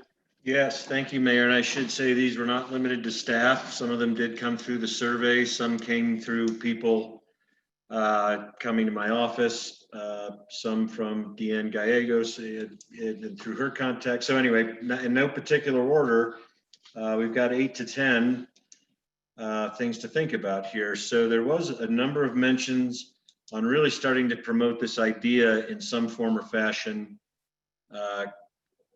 of the creation of a business loop, that includes Green and Blair, generally from 10th to 15th, 10th to 14th, coming up with a creative name for the business loop and just starting over time. It won't happen immediately, but people know now that there is a business loop in Silverton, and it contains both Blair and Green. So that was one idea. There's a whole bunch of ancillary thought to that as to how we would sign it, how we would creatively market it. but we were no longer necessarily identifying Green and Blair as two separate entities, but as part of a business loop. So that was number one. There was a suggestion that we loosen up some of the signage restrictions in current ordinance, at least on this temporary basis, to allow for maybe more signage in front of the businesses, maybe slightly larger signs, those type of things. We need to, again, think that one through a little bit more as to if we were to propose a loosening of ordinance, what would it mean exactly? But again, there was a couple that have already come through Bill McDougall's office that didn't necessarily meet to the exact dot and I and cross T of our ordinance, but the business owners really made a plea to us because as they had them up, not quite understanding that they were in violation, they said, boy, it was a really nice attraction. We felt like we got people noticing us and they came in where they otherwise might not have. I thought this was a really interesting one. Would require probably working with CDOT. So we'll need to consider that, but change or add, I hate to add, but change a sign coming into town from 550 that not only the visitor center, but a suggested change in name to the Welcome Center instead of Visitor Center. And a sign that would say, Welcome Center to Silverton, 1,000 feet on your right, or 500 feet to your right, just to give an early indication that there's a place you could stop. I like the change personally to Welcome Center, but that would be up to you guys. And then work with Deanne and her group to set up, maybe a more Blair Street specific display, kiosk, signage, map, whatever. I would let Lisa Branner and Deanne, guide me in what that would look like. But to give an extra oomph of emphasis down at the maybe newly called Welcome Center that would specifically focus on Blair Street businesses. There was an idea to construct an informational kiosk. Trustee Harper, hopefully this is you're still in agreement, but to construct an informational kiosk in or near Harmony Park that again would be a focus on Blair Street business and perhaps even go as far as staffing in and out a walking ambassador dressed in period clothes whose specific duties would focus on information on Blair Street business, what's open today, what are their hours, what are their offerings, and have a kiosk, potentially with takeaways that would again focus on information related to Blair Street. This is one that town came up with. Can we place banners on either side of the big poles with the big Welcome to Silverton sign that would focus, not only on Blair, but Green as well, and let them know we have two streets that contain vibrant business. Our internal town staff, John Seitz, has initially indicated probably not a problem for in-town staff or internal staff to weld the brackets and weld whatever things were necessary. Banners to be created would not be a costly endeavor, but immediately come into town, we could have, some kind of attractive side banner on either one or both of the poles that would draw people's eye. Again, giving them an indication we've got two streets here, not just one. Again, I talked about creating the walking ambassador who could then man off and on a kiosk.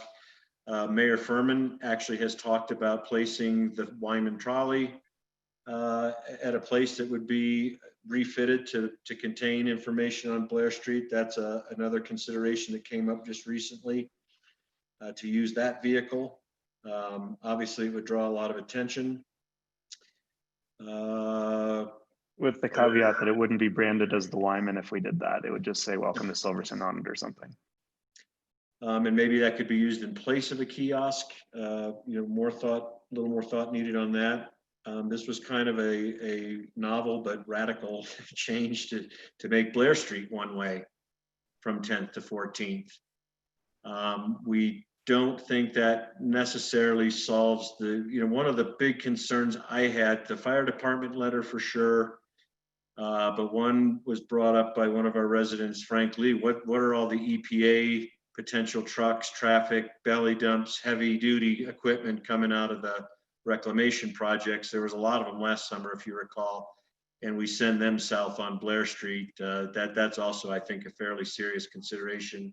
Director Seitz feels the same. We thank Mr. Lee for bringing that up, because it was something we hadn't given thought to. And damage, more repair and maintenance, more dust control, et cetera, would almost certainly be required on Blair if we went with the one-way Green Street option. One-way Blair, we kind of have the same problem, so I'm not sure that solves everything that we have on the plate to solve. As Mr. Davis brought up earlier, considering using Main Street, Green Street, 10th to 14th, 10th to 15th is pedestrian only. There are sidebar comments and through the survey that brought that up and caveated with, you're gonna send a lot of traffic down Reese and Blair, and with Reese and particularly being nearly all residential, post office, library accepted, but it would probably be a big impact to residential homes on Reese Street if we did that. Just as with every positive, there's some possible negatives to consider. Just general comments. New signage for Blair. The Blair Street. I don't know if it's the Historical Society specifically, or just Bill Walco, Tommy Whiff, and Gina Rosada are working together to come up with some concept signage that would go on Green Street, perhaps in place of the TP signs that are already there, just to give more of a presence, message and arrows that would be more prominent to get people turned over to green. A lot of suggestions to put music in Columbine Park, for designated hours to create kind of a vibe and a ambiance, if maybe the music's, loud enough you can hear it during designated hours, and Green Street folks traveling would say, be drawn to it. What's the music? What's that? And get them over to Blair. It could also, be every other block if some of the businesses wanted to provide that. I know Bill Walco said he could do it.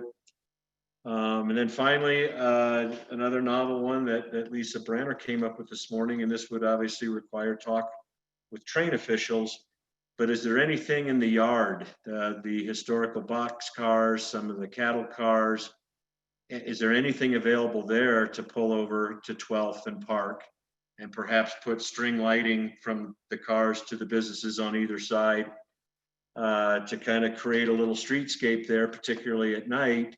You would have the Grand with its lighting, and then you would have, these historical train cars. There would be, obviously some serious consideration from the train if it even could be done. Could we pull them with a loader?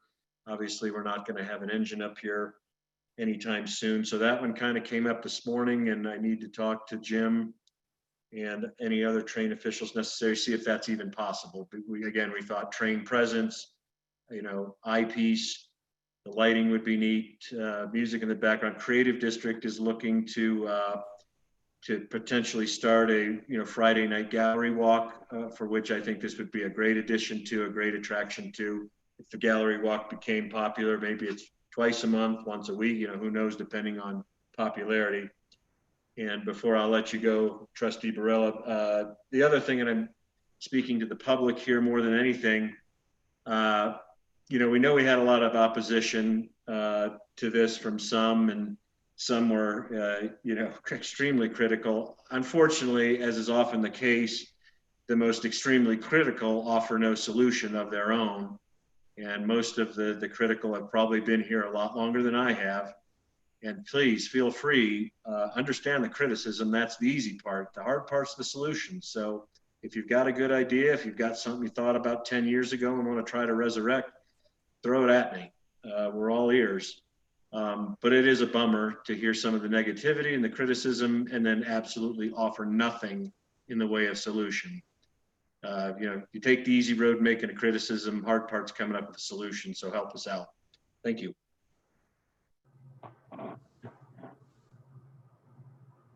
Trustee Barella?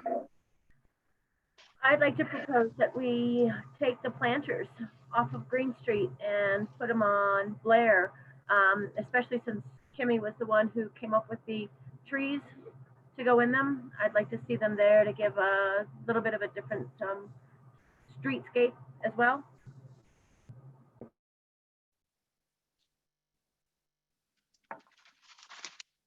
Trustee Lashley? sorry, stop my video instead. Just through kind of thinking, even just in this meeting, about some extra things that we can do for Blair Street. Administrator Ryder's comment about putting something train related on the train tracks again would be huge. People love to have their picture. That's the main attraction on Blair, is when the train rolls into town. There was a little Casey Jones that was down by the depot. I have no idea what happened to that. But having something that people could just stand next to and take pictures with would draw people there.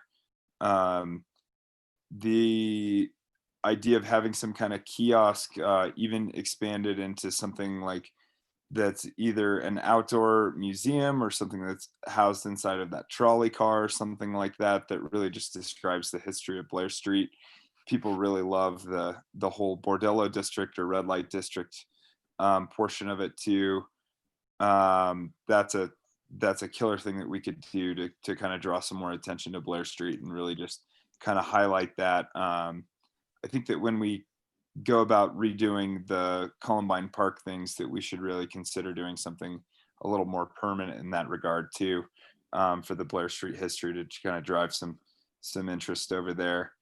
And then the other thing that was kind of suggested and kind of piggybacks on the geocaching ideas, what if we had some kind of like treasure hunt or something that we did for people that kind of drives people more onto the Blair Street side? It's as simple as creating little something that's friendly for kids to do, maybe something that adults would want to do too, with some clues and kind of a goose chase that they get to go around. And if we did have something like a museum over there in Blair that was staffed, if somebody completed the little treasure hunt, they could get a little prize, maybe a little Blair Street token, maybe not the ones that the shady lady gives out to children, but something in that regard over there. Yeah, I think I'm excited to hear what everybody's got here. Trustee Birma and then Mayor Pro Tem Barney. I was gonna kind of reiterate what Austin said too about I think having some sort of train car, if we could, that would be awesome. I remember when the 416 fire was going on and the trains got stuck up there, that was definitely a place that a lot of people went over to take pictures by the train cars and hang out. And then another idea that just came to me now, feel free to shoot it down if it's really terrible. But just, I totally agree with Jess, getting all the feedback from people. It was a little disheartening, the cutthroat attitude that some people were taking towards this.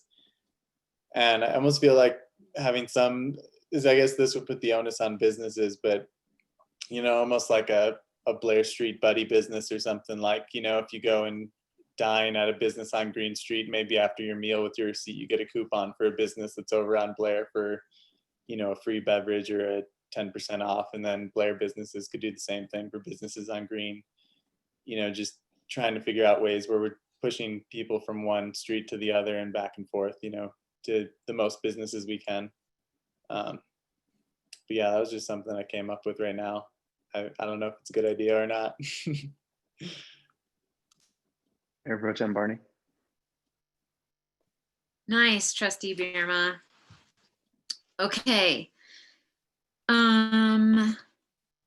I think that what Blair Street offers Silverton is character and experience. So like when I spend time on Blair Street, it's an experience. And when I'm on Green Street, I feel like I'm like getting my needs met, like eating and drinking and experiences on Blair Street are, not that I don't eat and drink on Blair Street too, but there's so much opportunity because it's so full of character with like Tommy Whip's sluice mining spot over there. And so thinking a little bit about this idea of the experiences that we have on Blair Street with the train car, I really like the idea of engaging the creative district for public art or like some sort of installation. I know it's not an immediate solution for Blair Street. Also, is the brass band maybe playing this summer at all. I'm not sure what their gathering looks like right now, or if they're going to be playing at all, but Blair's, and they're usually on Green Street, but if they were on Blair Street, that might be a really nice way to get music over there. We play at Natalia's. We just got a little public distancing problem because it tends to gather a tight group. So I think that's the main thrust for not yet getting going. Okay. Okay, yeah, that makes sense. Well, I don't know. And if I don't know how the brass band would feel about it, but it's a nice fit. I think either place, and there's plenty of space on Blair Street if that works with how they play music. And then here's another idea that I would toss out, and kind of like Trustee Bierma's, it could be a terrible one, but they're sort of connected. I'm really wondering about constricting parking on Green Street and opening up, just really restricting the parking there, because I think the dining experience is potentially better without cars kind of smushed on. When I've been dining on Green Street, you know, you're sort of just stuck in a parking space on a picnic table, and I don't know, the aesthetic it's fine, but it isn't great. I wondered if we could just expand some of those, constrict some parking spaces and, you know, put planters there, or tables or whatever it is. And then like I think Trustee Lashley, point to parking on side streets. But then I think the side streets get a little dangerous and a little tricky too. And I wondered about, so in conjunction with perhaps opening up space on Green Street, pushing parking out, making a walking zone by the bank where the train comes in. I don't know if that's come up before, but there's so much walking happening there anyway that it's a kind of a tricky spot to drive. So, and then working with some signage as you're walking around. It's a lot easier to read signs and digest where you're going when you're walking.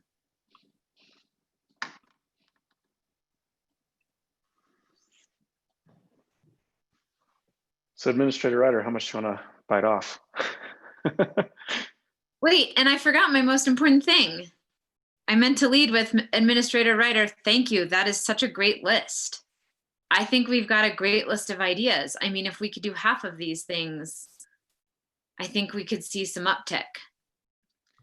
I mean, I would just say there's low hanging fruit. You know, again, if we were willing to invest $5,000, I don't think any, unless we truly went with a more regular walking ambassador employee or something that we'd have to pay. None of this carries great cost. So the low hanging fruit is merely timing. Some of these things we can do immediately. Some, we'll have to build or think a little bit more, but all of these are doable. And, maybe we'll create a priority list of where we think what we can do first, second, third, fourth, send that to the board either for a de facto approval or just to keep you abreast of where we're headed with it. But I think most all of these are fairly easily accomplished. Some of these are going to be Blair Street led, the new signage potentially. They've already begun lining up some. Gina's, working on a design, and they've lined up a vendor who could manufacture at a low cost. So anyway, staff is also committed to doing what we can here in a weird time, but out of this comes silver lining and some great ideas that may become permanent. I love the idea of a Blair Street streetscape. I like the idea of something around that intersection on 12th and Blair being more of a pedestrian area. I'm not sure what sort of ripple effects that has if you were to block that off to vehicles, even if it's only in the middle of the day. I think signage is great, but as I'll bring up for discussion a little bit later, I'd like to see that be an incremental step towards a larger wayfinding plan rather than doing something that may be just taken down relatively soon. And then the one concern I'd flag about blocking more parking on Green, and I didn't today or yesterday when Green was pretty full do a check to see what Blair looked like in terms of parking, but parking on Green is tight. during the middle of the day. In the evenings, it's not so bad, but you know, I saw the sheriff give a handful of warnings to vehicles with trailers that were parallel parked across many spots. And then as you see the ATVs come in for lunch, you know, they're taking up a huge chunk of spots. And so reducing the spots there may push people out, but it also may just frustrate people as well. Mayor Pro Tem? I agree, Mayor. That may not be the best idea, but then it led me to a different idea, and that would be this idea of Silverton as an experience. And I don't know if we have really the property for this, but like when you go to the aquarium, you just pull into the aquarium parking lot and you park and then you walk from there. So if there's just somewhere where you could actually just come in and park, and then you could be free of your car and your stuff, and you could just kind of walk around and enjoy and meander for people who might want that option. I don't know. That's a weird idea too. I don't want to spend a lot of time on it, but I hear that there's some problematic issues with parking and using parking to push people to Blair Street. That may not be a good solution. Trustee Lashley. Thank you, Mayor. One other comment, just as far as signage on Green Street that could help drive more business.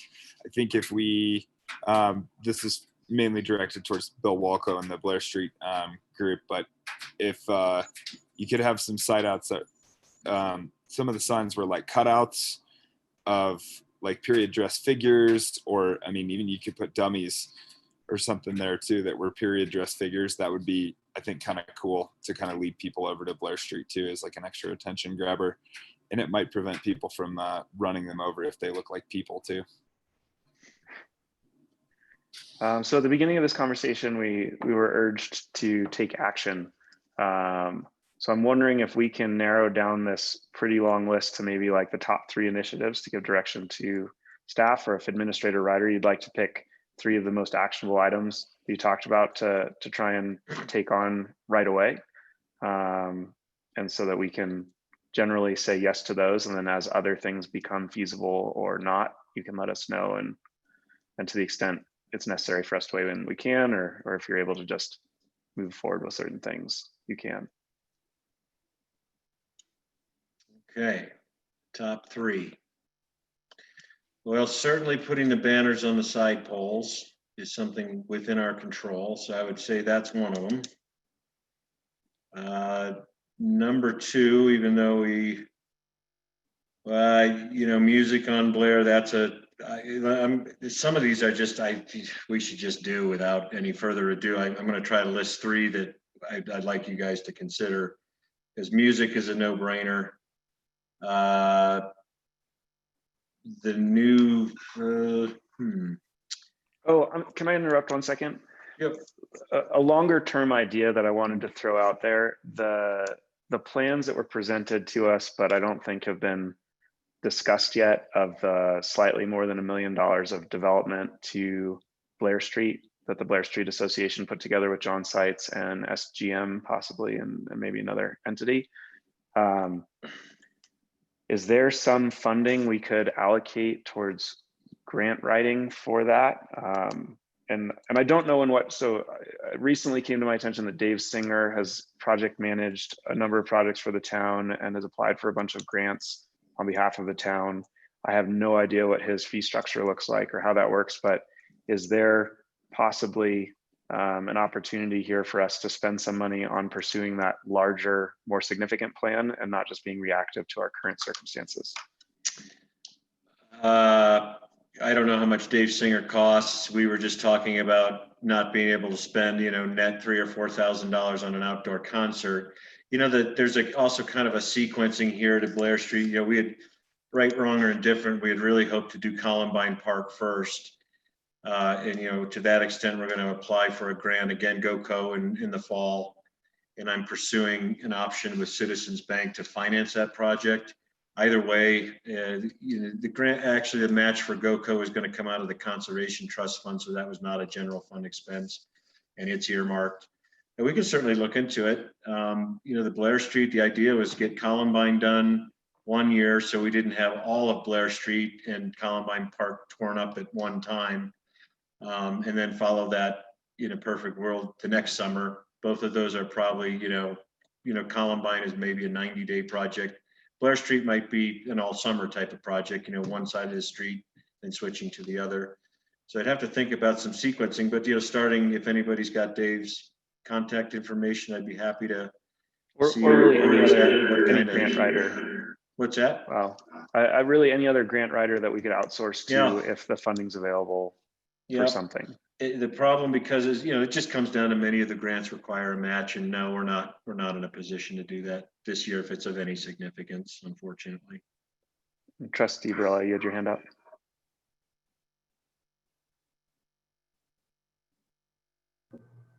I'll address it later. So I had a hard time whittling down to 3. So certain of these, like, we'll think about the business loop. That's probably not a low hanging fruit, because there will be some thought to go into that, but we will think about it. I need to talk to Bill McDougall. He was a little concerned about loosening too much any signage ordinance, because once you've done it, it's going to hard to put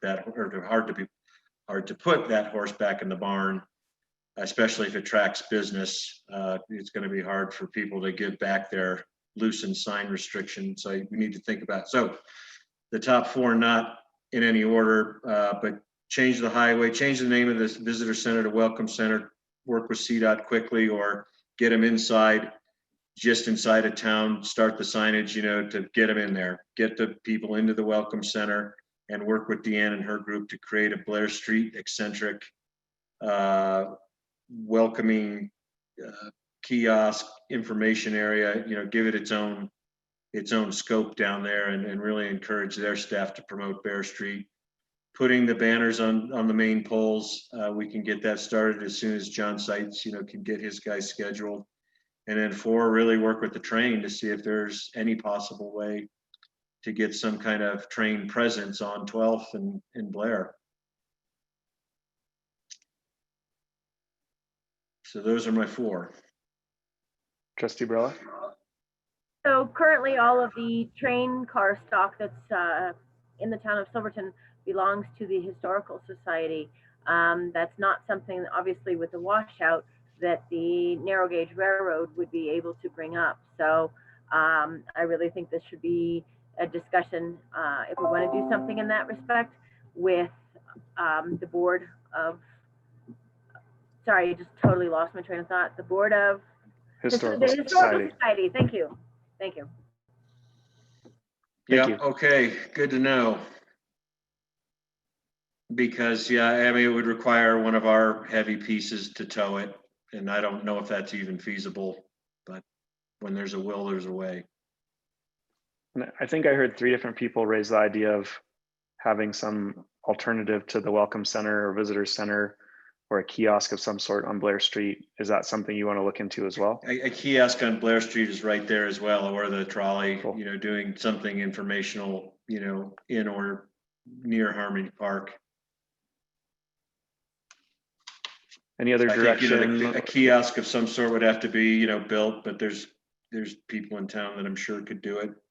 And, but yeah, having that, again, Blair Street focused informational piece of some sort in Harmony, I think is on we have to keep that on the list as well, Mayor.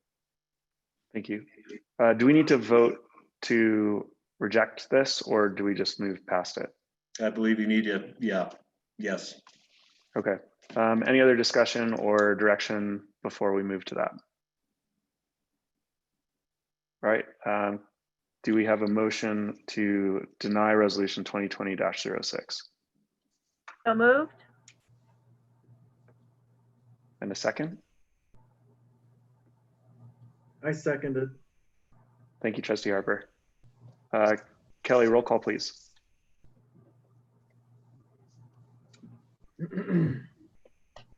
And for clarification, a vote to deny requires a yes vote.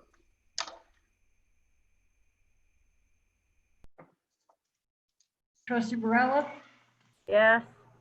Trustee Harper, Yes.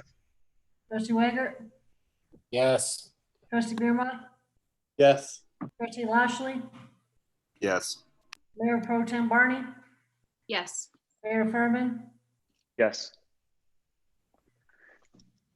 Thank you all. I hope that discussion was super helpful for the town, and hopefully we can come up with some awesome initiatives to make the whole town better, and particularly Blair Street traffic and business. So now we move on to 8C, discussion and consideration to approve memorandum of understanding with San Juan County. Does anyone want Administrator Ryder to provide a quick overview, or did everyone feel like the MOU is fairly self-explanatory?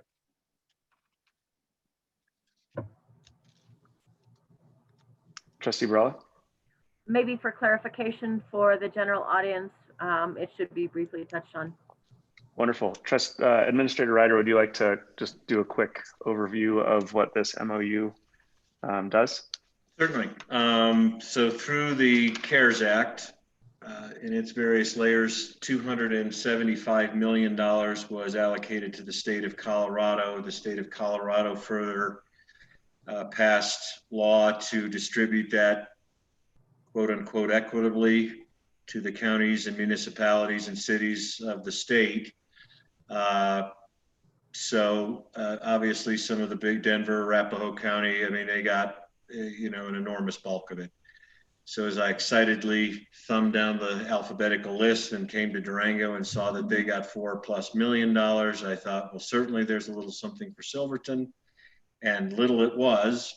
We got allocated $62,000 to be split between San Juan County and Silverton. The allocation was obviously based on population.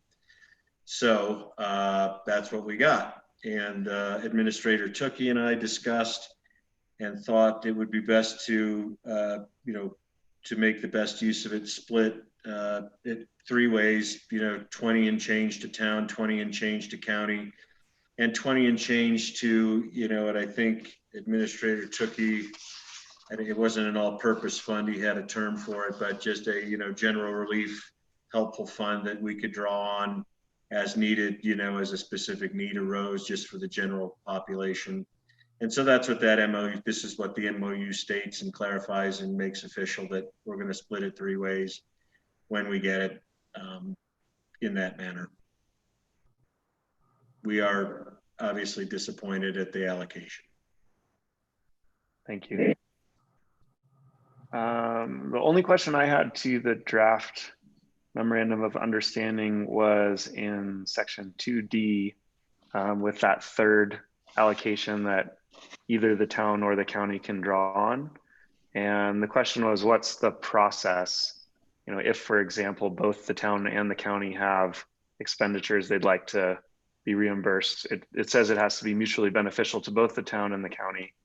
So I was just curious, should we add a comma as agreed by both town and county administrators, or something else, just to make sure that we have it clear how that last bit gets spent? Sure. If the trustee, all of you agree, agreeable to the 2 administrators handling that, we can make that change. Any other comments or discussion? And I just to say, I think, the intention there was to make that, relatively fluid, for general purposes. If it, helps a resident in town, it's in essence helping a resident of the county. So that was what it was intended for, to keep a little bit of a fungible nature to it. Trustee Lashley. Thank you, Mayor. I think, just as our administrator said, small it was, a little small something that we're getting here. I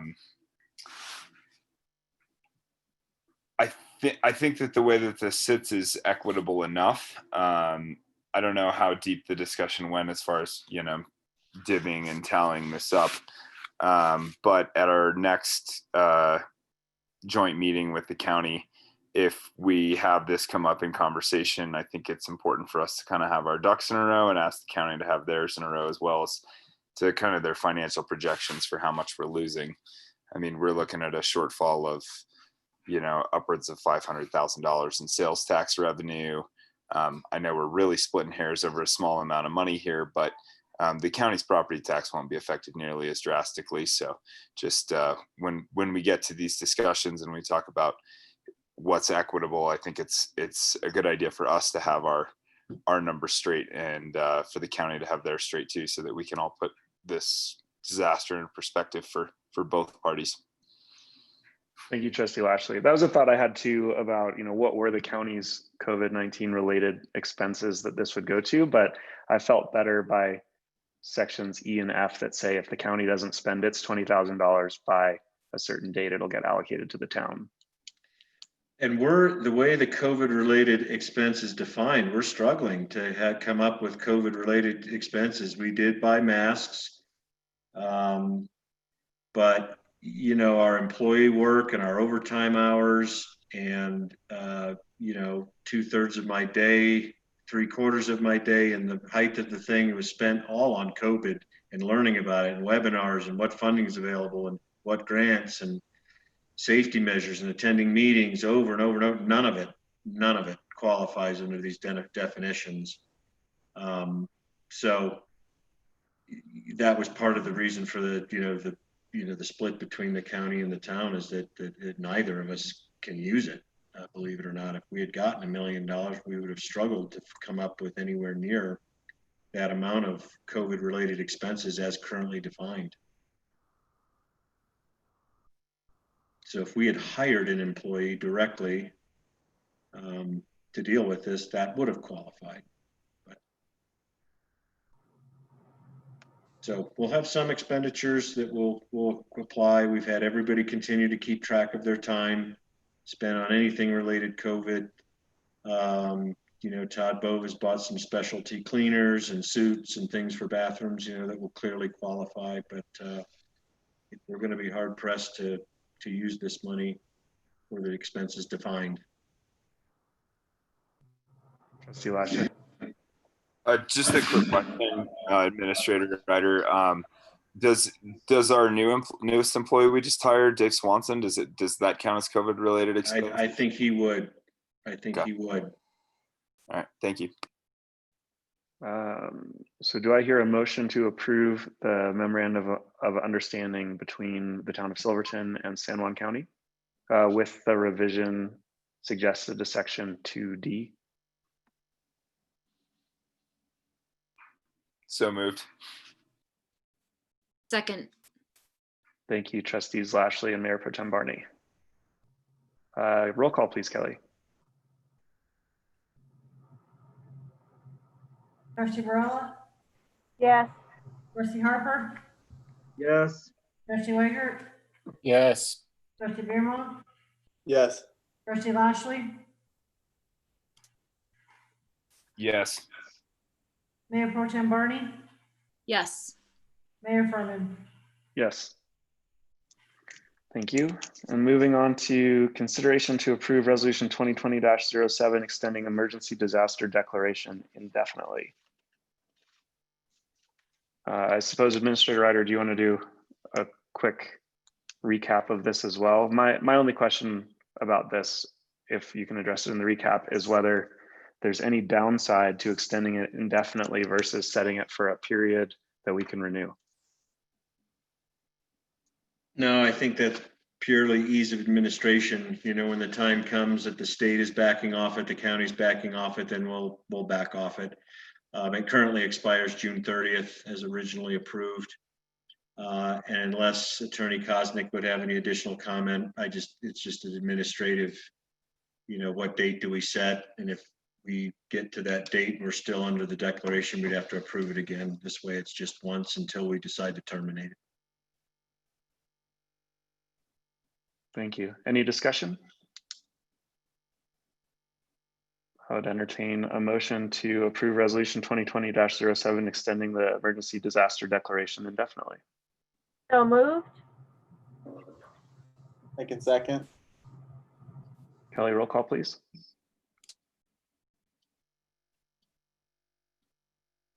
Trustee Varela, Yes. Trustee Harper, Yes. Trustee Wager, Yes. Trustee Grandma, Yes. Trustee Lashley, Yes. Mayor Pro Tem Barney, Yes. Mayor Furman. Yes.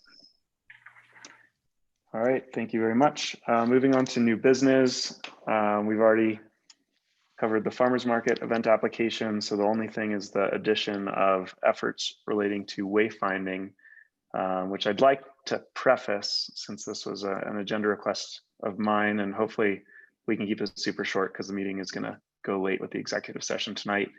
That I was looking for clarification around the roles and responsibilities among the town chamber and IMT/OEM team with respect to messaging, PR, signage, and wayfinding throughout Silverton, with the idea being, at least it seemed to me as not someone who's been briefed on this yet, that each of these groups have either a special goal, like the OEM team to keep us safe and the community's well-being in mind, and the chamber, which is a business advocacy group, and that some things might be beneficial to route through the town board, which is looking at the community's best interest overall, and also to make sure that these things are working in parallel or in concert together and that we don't have conflicting initiatives ongoing. And so this was more a request to be educated on this topic than anything else.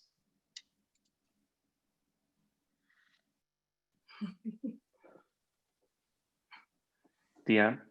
Yeah, may I give you a quick layman of the rundown of rules and responsibilities of all the different groups? Sure, thank you. Okay, so Town of Silverton has Lisa Branner as their PR and marketing. So Lisa has responsibility of doing public relations and marketing specifically to the Town of Silverton, which tends to be more facilities and events related. Chamber is marketing, public relations, and business owner funded. So my particular role is 110% funded by business memberships. So business owners have to pay into the system to be represented by the Chamber of Commerce. So it's business advocacy, marketing, and PR. I partner with the tourism board. That's where my marketing money comes from. That's where some of Lisa's marketing money comes from.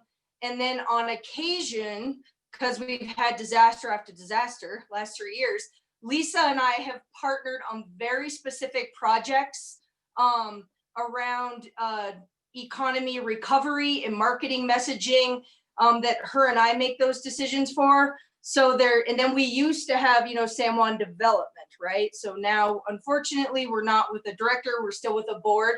So chamber, no offense, but government has no influence unless you as a business owner want to join the board. Lee does have a seat at the table because of public relations from Town of Silverton. I do have a board seat from Tourism Fund since they give us the marketing money.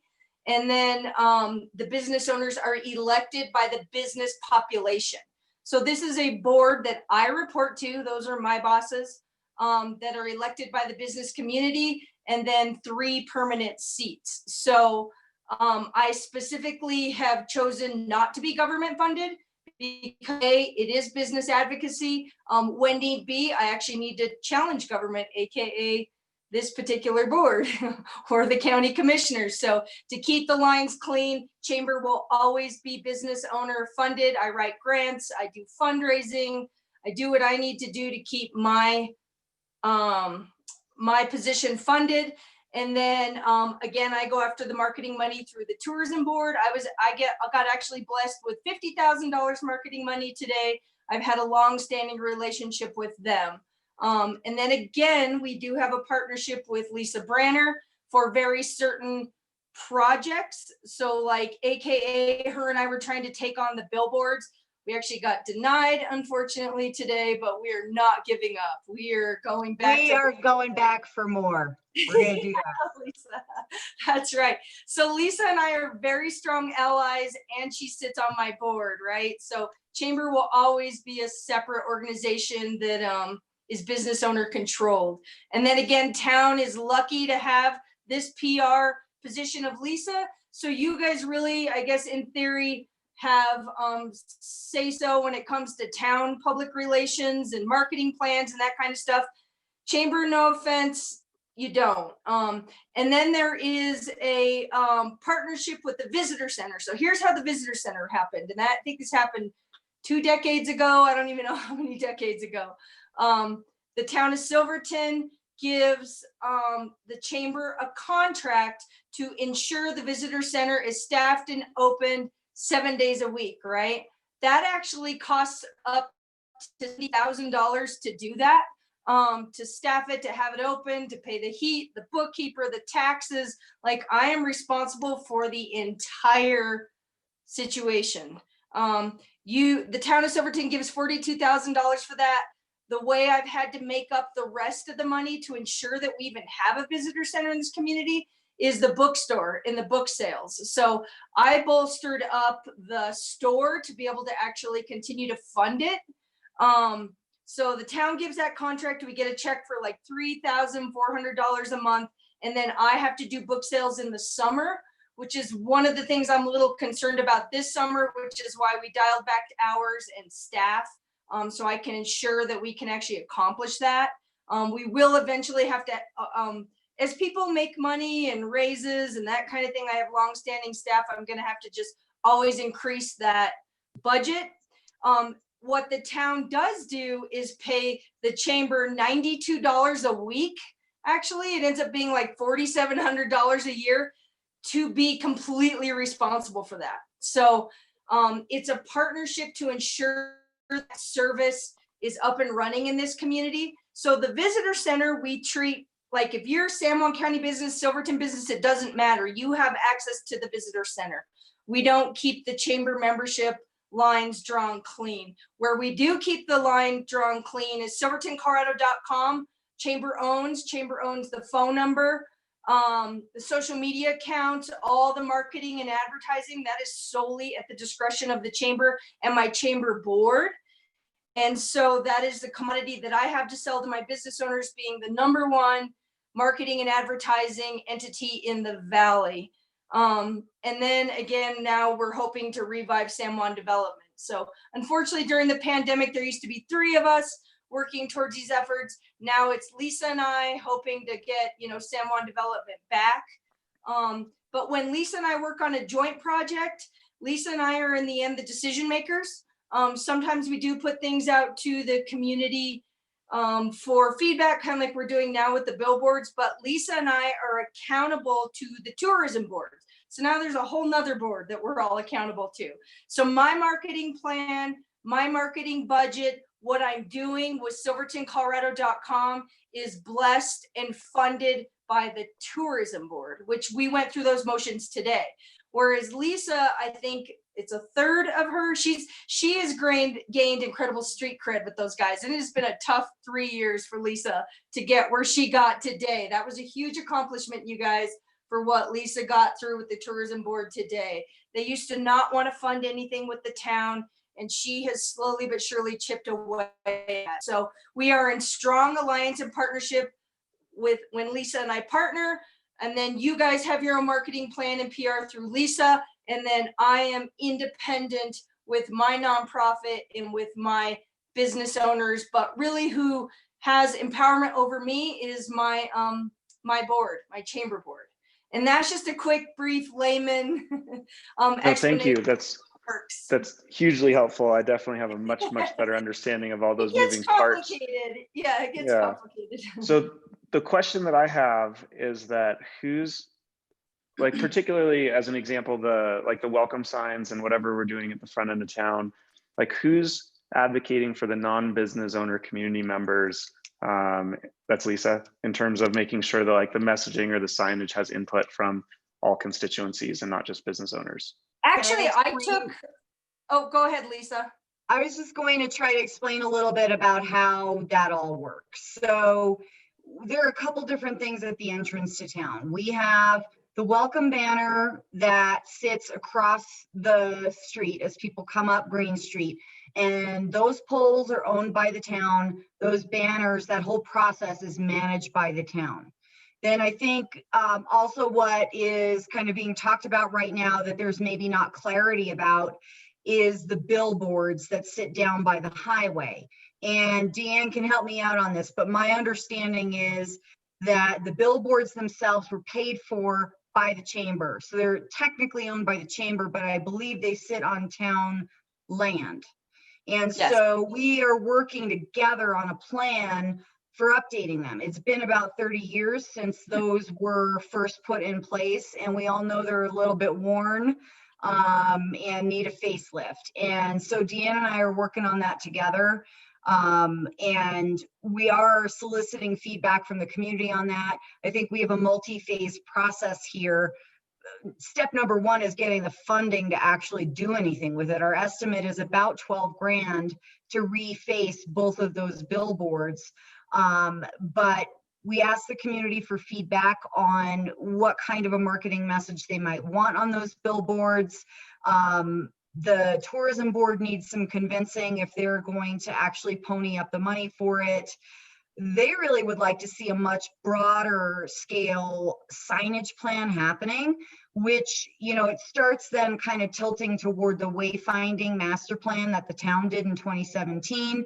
These things need to work together and dovetail together. And Deanne and I are very aware of that and have been looking. I mean, we had a meeting it wasn't quite a year ago, with a number of folks in town. Mel Russick, when she was still with San Juan Development, John Ryder was part of that meeting, Jim Harper was in that meeting, and we were brainstorming the idea for the welcoming signage at the entrance to town. Before anything moves forward, of course, it needs to be vetted through the community and through, probably in this instance, 3 or 4 different boards. You know, I don't know, Deanne, if you want to add anything to that, but I just kind of wanted to clarify the entrance signage. That answers my questions. That was super helpful. And both of you, thank you. And Trustee Barella, you've had your hand up off and on. Sorry. Okay, so then the other thing that was brought up was wayfinding. Deanne, myself, Lisa, Jim Harper, Bev Rich, Mike Garriak, if I'm missing anybody, I'm sorry. We were on the wayfinding committee. At that time, it was Mr. Revis that was on there as well. And we all did a lot of brainstorming, came up with some great ideas of what we believe would be the best routes forward for some wayfinding. And that was all paid for with a grant money. I want to say, was it 35,000 or 50,000, somewhere in that realm that we were given in order to create a plan. So there has never been, since 2017, when we went through this wonderful process, been an additional public input after the initial ideas came back to us, because there is not $250,000 to continue forward with additional wayfinding signs. So we've done a lot of temporary banners. We've utilized a lot more through the chamber. And it's been, like Deanne said, it's been a hard fight. The tourism board never funded a penny to the town before. So Lisa made amazing headway with just spectacular proposals to get us to this point, because that's not money that we've ever received before. So using it in the proper way to help utilize the billboards at the end of town, the chamber owns, and so on. So we've got a lot of plans, best laid plans sit there.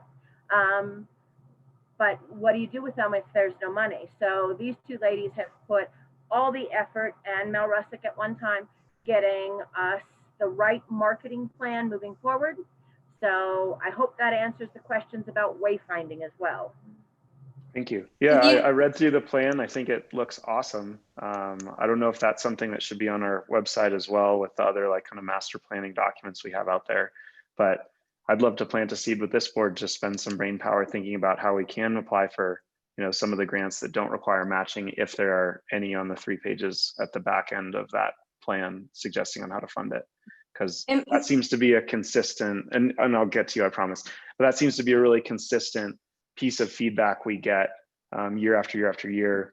is that could we do something to improve the wayfinding throughout town and the signage at the front end of town? And I know that that's probably a multi-year process to fund and execute something like that, but it'd be really cool to see this board champion that. And Deanne, please go. And Mayor Furman, just to give you more intel on that. So DCI, you know how we always talk about DCI? That was in the Michelle and the Sarah days. And so that was another grant that was through DCI, and Town of Silverton owned that project. So there was vetting, there was community meetings, there was 3 designs pitched, everybody voted on them. And that's how we ended up with those kind of final plans. They hired a gentleman out of Bayfield. We also went through a whole vetting process for, I think it was a marketing thing. And then DCI is also what spearheaded when we went to Aspen last year, the Blair Street revitalization plan. So most of those projects came through DCI in their grant process, but we've always gotten to a point where we have a plan and then we don't have money to execute, you know? There seems to be a lot of funding for planning, but not implementation. Exactly, yeah. Well, thank you. That definitely resolves my questions that I was hoping to find out more about. Thank you all. Any other comments or notes before we move along to public comment and then executive session? All right. Thank you all. For those of you listening, we'll now open this up for public comment. I see one hand, and that's Gary Davis, who I'm enabling to talk now. This is almost like a real meeting when I'm the last guy in the room. Can you guys hear me? Yes? Yes. Yes. Okay, I didn't hear. Just overall, I just have a couple of comments. And I know I've talked to many of you personally in the past. Some of you people I don't know that much. But this is the first time in years that I've seen as young a group willing to take on this responsibility.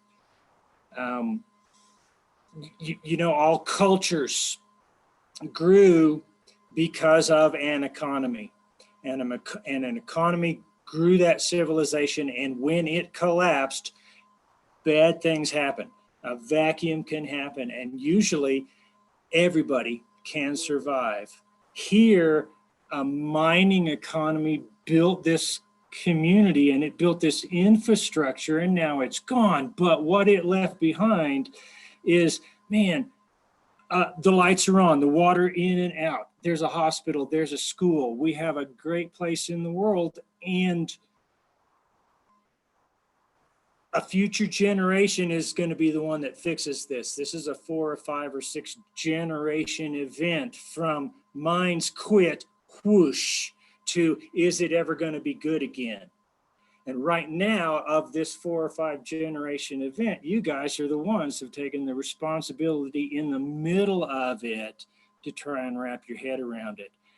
And you knew the job was dangerous when you took it, whether you got hired or you ran for election. And I'm just going to have to say, I'm not criticizing. I want to encourage you to think for, it sounds cliched, but for the future. You guys aren't going to solve anything, but your kids and grandkids who get to fill this seat in the future will solve it. And you guys are in the middle of it, struggling with all kinds of stuff. I heard somebody say the other day, Silverton is suffering from disaster fatigue. And that makes us all better, I'm sure. But you guys don't have to burn yourself out to solve it today. You just have to guide the next leaders in this community, just as the previous leaders have guided you to get here. I felt like I just had to say something because there you go, guys. Carry on. Thanks. Thank you very much. Thank you, Gary. And I see one more hand from Melody Skinner, who now has the floor. Can you hear me? We can. Very good. Jess, I want to thank you particularly for the idea of the tables on Green Street, because when I go by, everybody that's sitting at one seems to really be enjoying themselves. And it actually makes it look very inviting. You get your meal, you sit out there and you look at the mountains and the other businesses and, you know, other people and stuff. And I do think that's really working. As for all the other ideas that have come up about Blair Street, your conversation spurred me with a thought, and maybe this thought will spur more thoughts. This could be used for Green and Blair. You put something at the end of town that says, look for the, say, the green flags or the welcome signs or whatever, and give every business a flag. And then you fly those flags, every business flies a flag, and then people could easily spot flags, say on 12th Street that would lead into Blair, etc. And this is not fine-tuned in my mind. The other thing is, it would take what, 4, maybe 5 streets to put a banner across the side streets mentioning somehow the Blair Business District, and they could come up with the wording. And I don't know how expensive that is, but it would be probably a cheaper way to draw eyes to Blair Street right now when we don't have a lot of money. And thank you for the good job you're all doing. I really appreciate it. Thank you very much, Melody.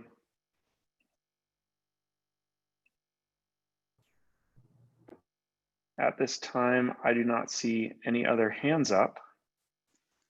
So we will close public comment. And I would entertain a motion to enter executive session. Let me just first clarify that we'll be asking the public to leave the meeting. You may rejoin at the end, but the only thing we'll be doing when we reopen the meeting is to adjourn the meeting. And because of the way Zoom works, it would be very, very helpful if everyone voluntarily left the meeting so that we don't have to all leave and come back. So I would now entertain a motion to enter executive session, and then I'd like us all to take maybe a 5-minute break before we actually start the executive session.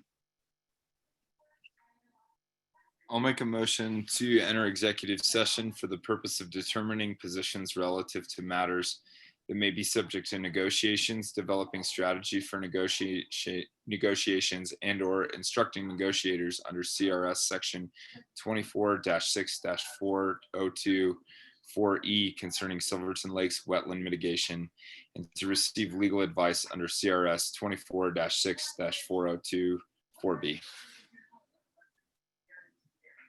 Do I hear a second? I'll second. Thank you, Mayor Pro Tem Barney. All in favor? Aye. Aye. Let the record show everyone raised their hand or said aye unanimously. All right, so why doesn't everyone take a 5-minute break, and I'll monitor the meeting for people leaving and transfer us into executive session. And while we're taking that break, I'm going to stop the live stream. And again, if you are still an attendee in the meeting, please leave the meeting.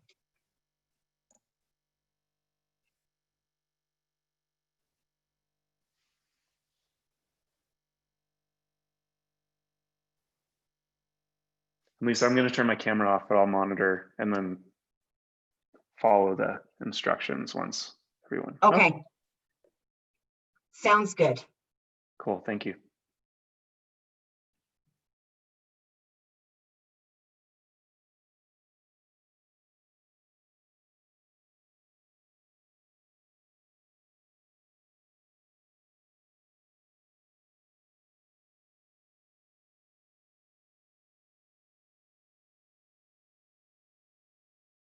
Hey, Lisa, you still there?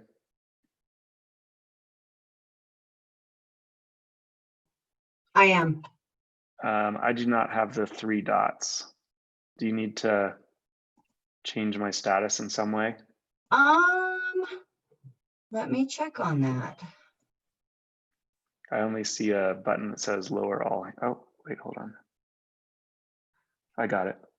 Lock Did you webinar. find it? Yep, Yep. and lock webinar. And then when I leave, you guys will all just be secure in here by yourselves.